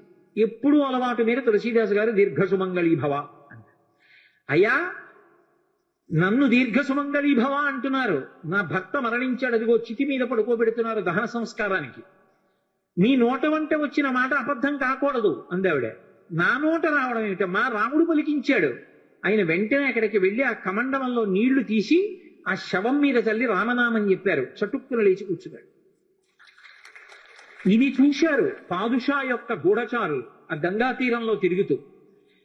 తులసీదాస్ గారి దగ్గర రకరకాలైనటువంటి విన్యాసాలున్నాయి, ఆయన ఏమైనా చెయ్యగలడని పాదుషాకి చెప్పారు. పాదుషా తులసీదాస్ని పిలిపించారు. పిలిపించి, నువ్వేమిటో చచ్చిపోయిన వాడిని బతికించావుట, ఏవి కొన్నటువంటి వింత చేష్టితములు చెయ్యన్నారు. తులసీదాస్ గారు అన్నాడు, వింత చేష్టితములు చేయడానికి నేను గారడి వాడినా? కాదు, రాముడు నన్ను పనిముట్టుగా అనుగ్రహించాడు, అది రామానుగ్రహం అన్నాడు.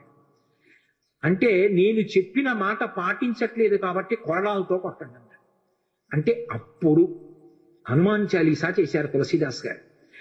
కళ్ళు మూసుకుని హనుమని తెలుసుకుని హనుమాన్ చాలీసా చేస్తుంటే భటులు వచ్చి కొరడాలు పట్టుకుని కొట్టడానికి పైకెత్తుతున్నారు. ఆశ్చర్యం ఏమిటంటే ఆ రోజున పాదుషా కోట అంతఃపురం అంతటా పెద్ద పెద్ద కోతులు వచ్చి ప్రతి సైనికుడి చెయ్యి పట్టుకున్నాయి కదలకుండా. పాదుషా భయపడిపోయి సింహాసనం దిగి కిందకొచ్చి తులసీదాస్ గారి కాళ్ళ మీద పడ్డాడు. అప్పుడు ఖచ్చితంగా పూర్తయిపోయింది హనుమాన్ చాలీసా. ఆ తులసీదాస్ గారి చదివినప్పుడు అన్ని కోతుల రూపంలో వచ్చి ఎదురుగుండా హనుమ నిలబడి కాపాడారు తులసీదాస్ గారిని. అందుకే అప్పటికీ ఇప్పటికీ ఎప్పటికీ కూడా హనుమాన్ చాలీసాకి అంత శక్తి. తులసీదాస్ గారు ఎప్పుడు మాట్లాడుతూ ఉండేవారు స్వామి హనుమతోటి. రామాయణ రచన చేసేటప్పుడు రామచరితమానస్ రాసేటప్పుడు ఏ ఏ ఘట్టం దగ్గరికి వచ్చేటప్పుడు ఆయా ఘట్టం దగ్గర మళ్ళీ హనుమకి చదివి వినిపిస్తూ ఉండేవారు.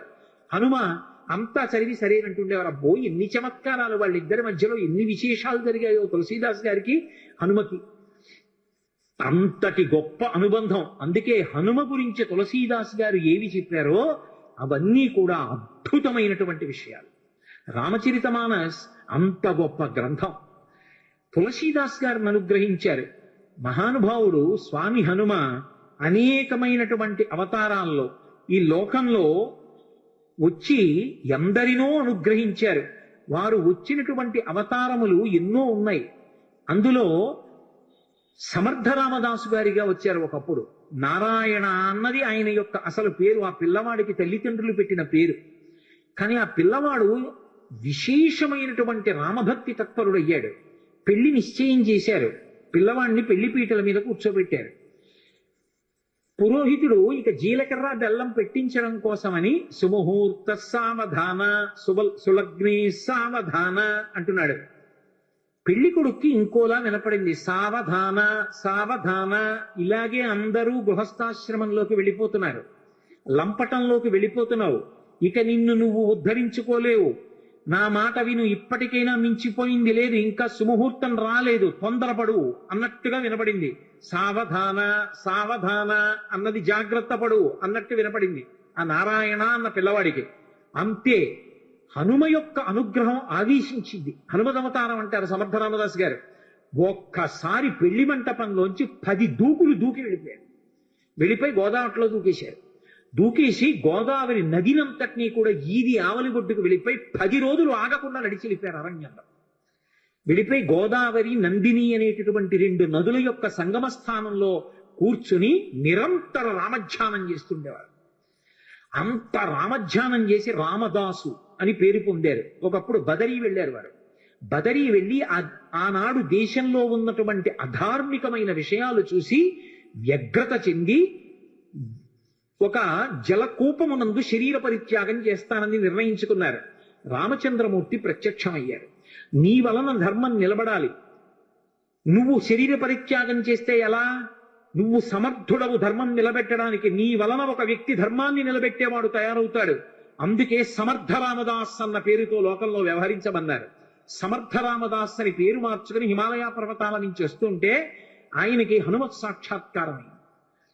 సమర్థ రామదాసు గారికి దీక్ష ఎవరిచ్చారు అంటే స్వయంగా హనుమ ఇచ్చారు.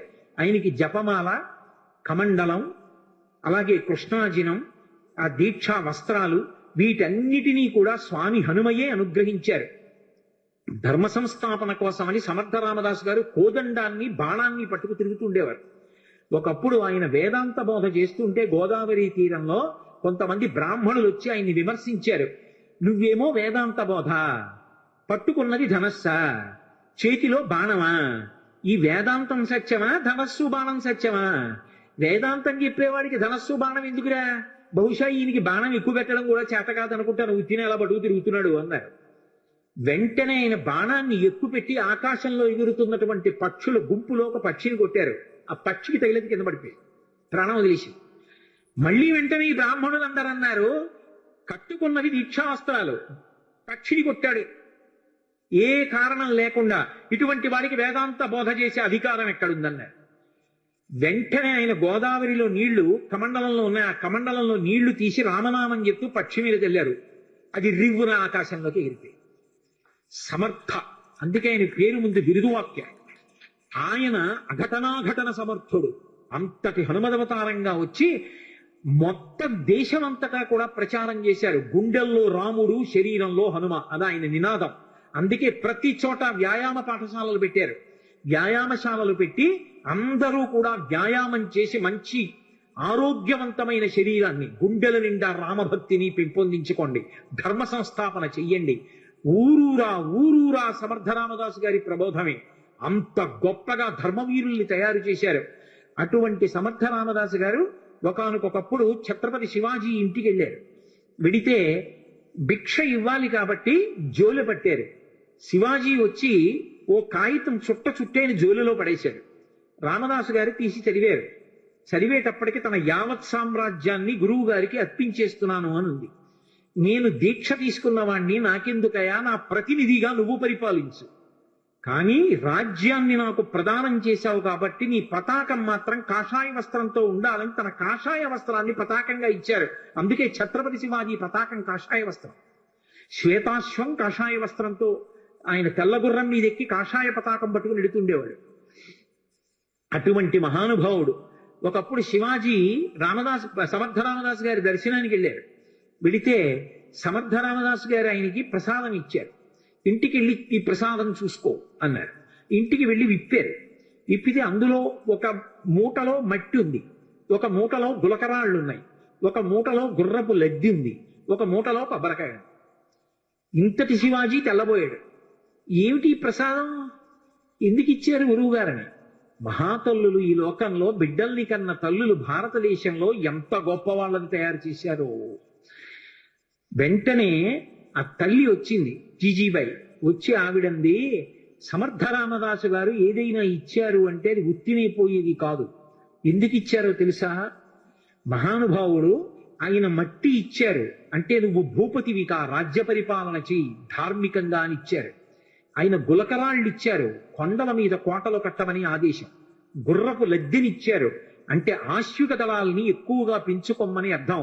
కొబ్బరికాయ ఇచ్చారు, మనసులో మధుర మధురంగా ఉండి పైకి చాలా గంభీరంగా కఠినంగా ఉండు, అప్పుడు కానీ వ్యవస్థ అదుపులో ఉండదని నీకు చెప్తున్నారు.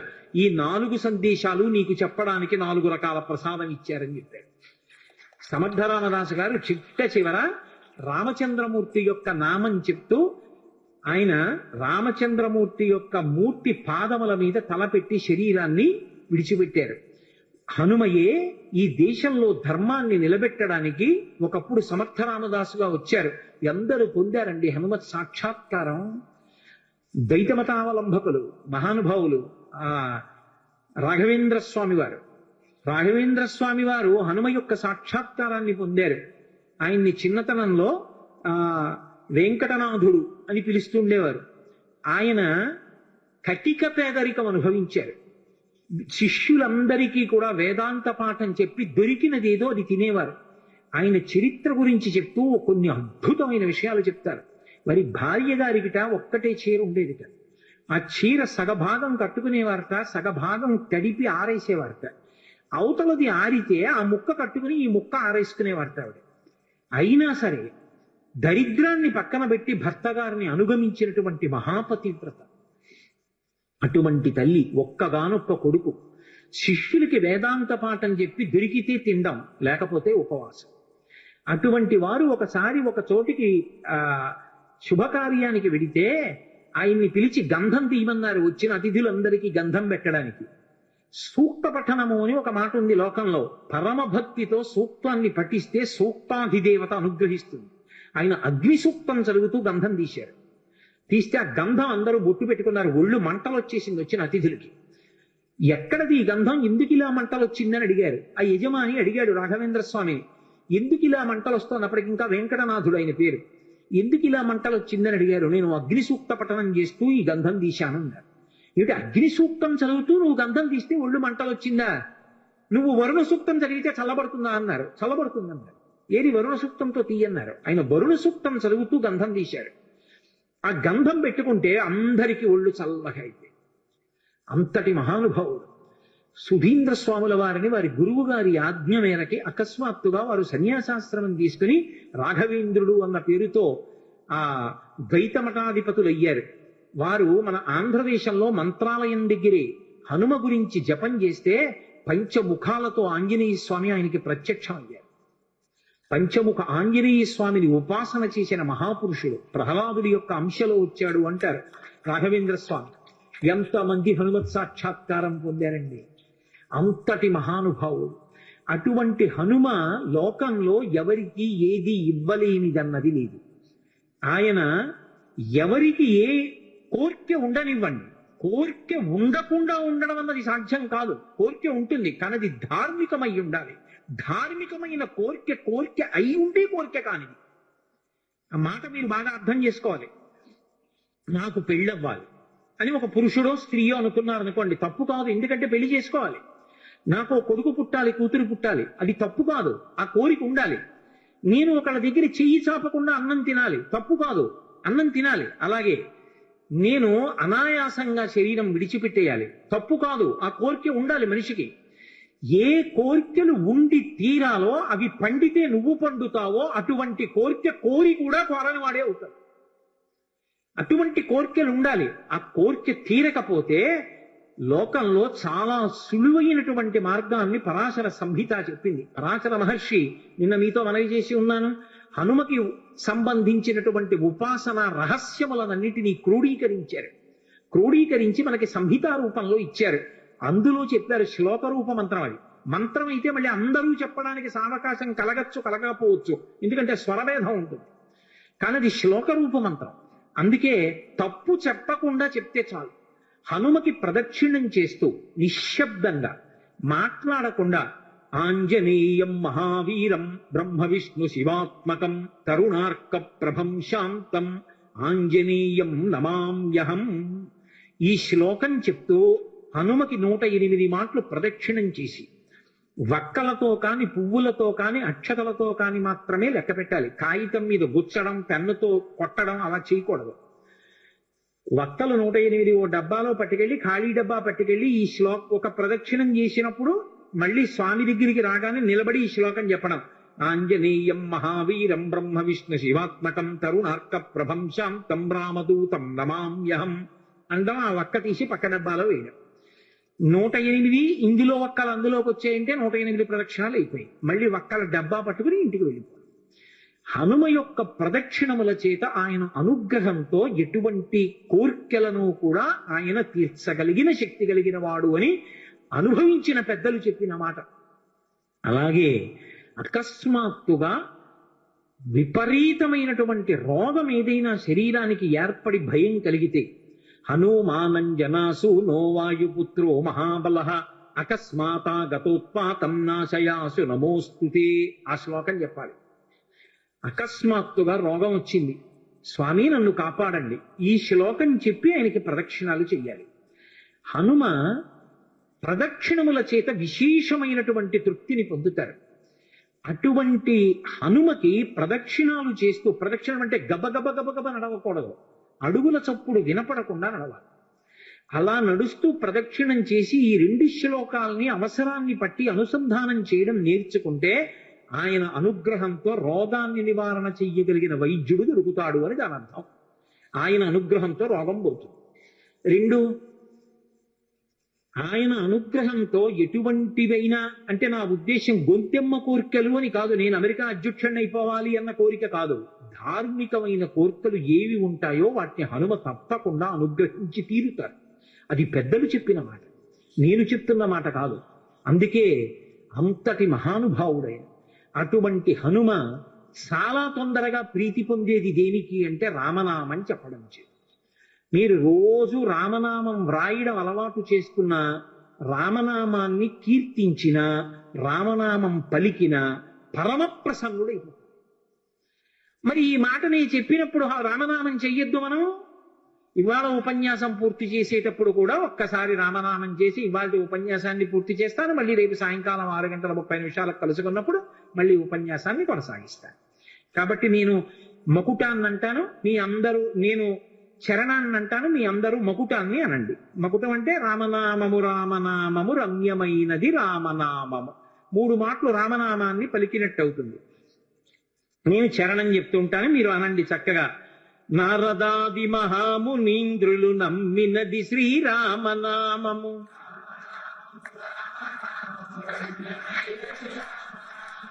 దారి నుండి గనడచు వారికి తోడు నీడే రామనామము,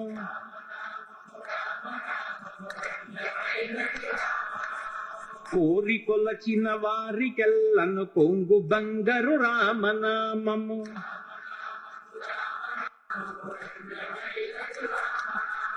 సాహి కృష్ణాయనచు ద్రౌపది పలికినది శ్రీరామనామము,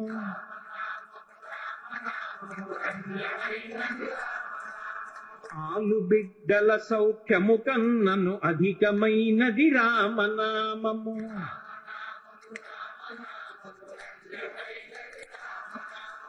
నేను ఈ సందర్భంలో మీకు ఇవాళ ఎందుకు రామనామం తప్పకుండా చెప్పాలి అన్నదానికి ఒక విశేషం చెప్తాను. ఇవాల్టి తిథి ఏమిటి? త్రయోదశి. త్రయోదశి ఏ నెలలో వచ్చింది? మార్గశీర్ష మాసంలో వచ్చింది.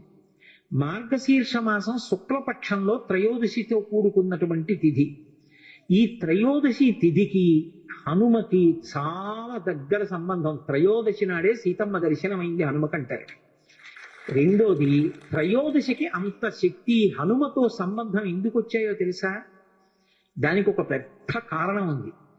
అసలు త్రయోదశి తిథికి హనుమకి అంత దగ్గరి సంబంధం ఎందుకు వచ్చిందో, ఇవాళ రామనామం మనం ఎందుకు చెప్పి తీరాలో, ఈ రహస్యం ఏమిటో, అసలు ఉపాసనలో ఆయనకి ఏ ఏ పళ్ళు నైవేద్యం పెట్టాలో, ఆయన పూజ ఎలా చేస్తారో, ఈ విశేషాలను గురించి, ఆయన దవడల వైభవం గురించి రేపటి రోజున నా చేత స్వామి హనుమ పలికించుపాక. అంత గొప్ప రోజున మనం రామనామం చెప్తున్నాం కాబట్టి చక్కగా అవకాశాన్ని సద్వినియోగం చేసుకోండి. నేను ఇంకో పావుగంట అరగంట చెప్పలేక కాదు, నేను చెప్పడం ముఖ్యం కాదు, మీరు కూడా అనుసరించడం ముఖ్యం. బ్రహ్మ సత్యము జగన్మిథ్యా భావమే శ్రీరామనామము.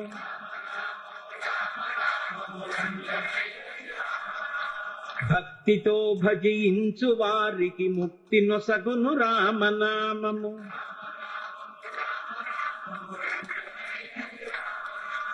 సకల జీవులలోన వెలిగే సాక్షిభూతము రామనామము.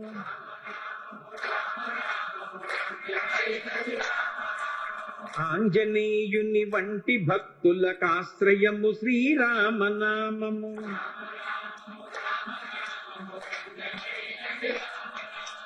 విషయ వాసనలెల్ల విడచిన విదితమగు శ్రీరామనామము.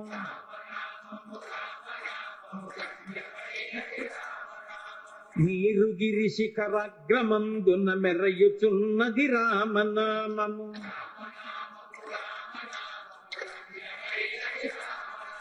పాలు మీగడ పంచదారల పక్వమే శ్రీరామనామము.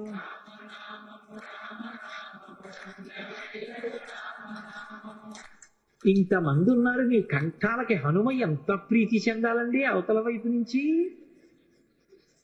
ఎందరో మహానుభావుల డెందమాయను రామనామము.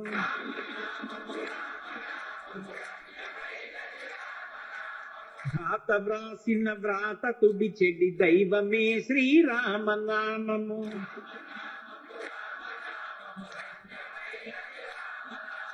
శివుడు గౌరికి బోధ చేసిన చిన్మయము శ్రీరామనామము.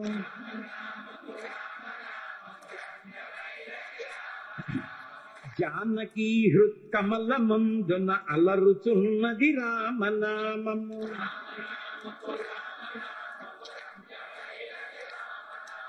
చిత్తశాంతిని కలుగ చేసిడి చిత్స్వరూపము రామనామము.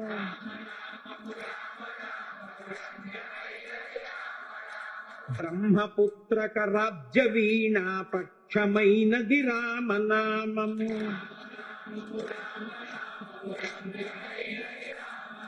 శాంతి సత్యాహింస సమ్మేళనము శ్రీరామనామము.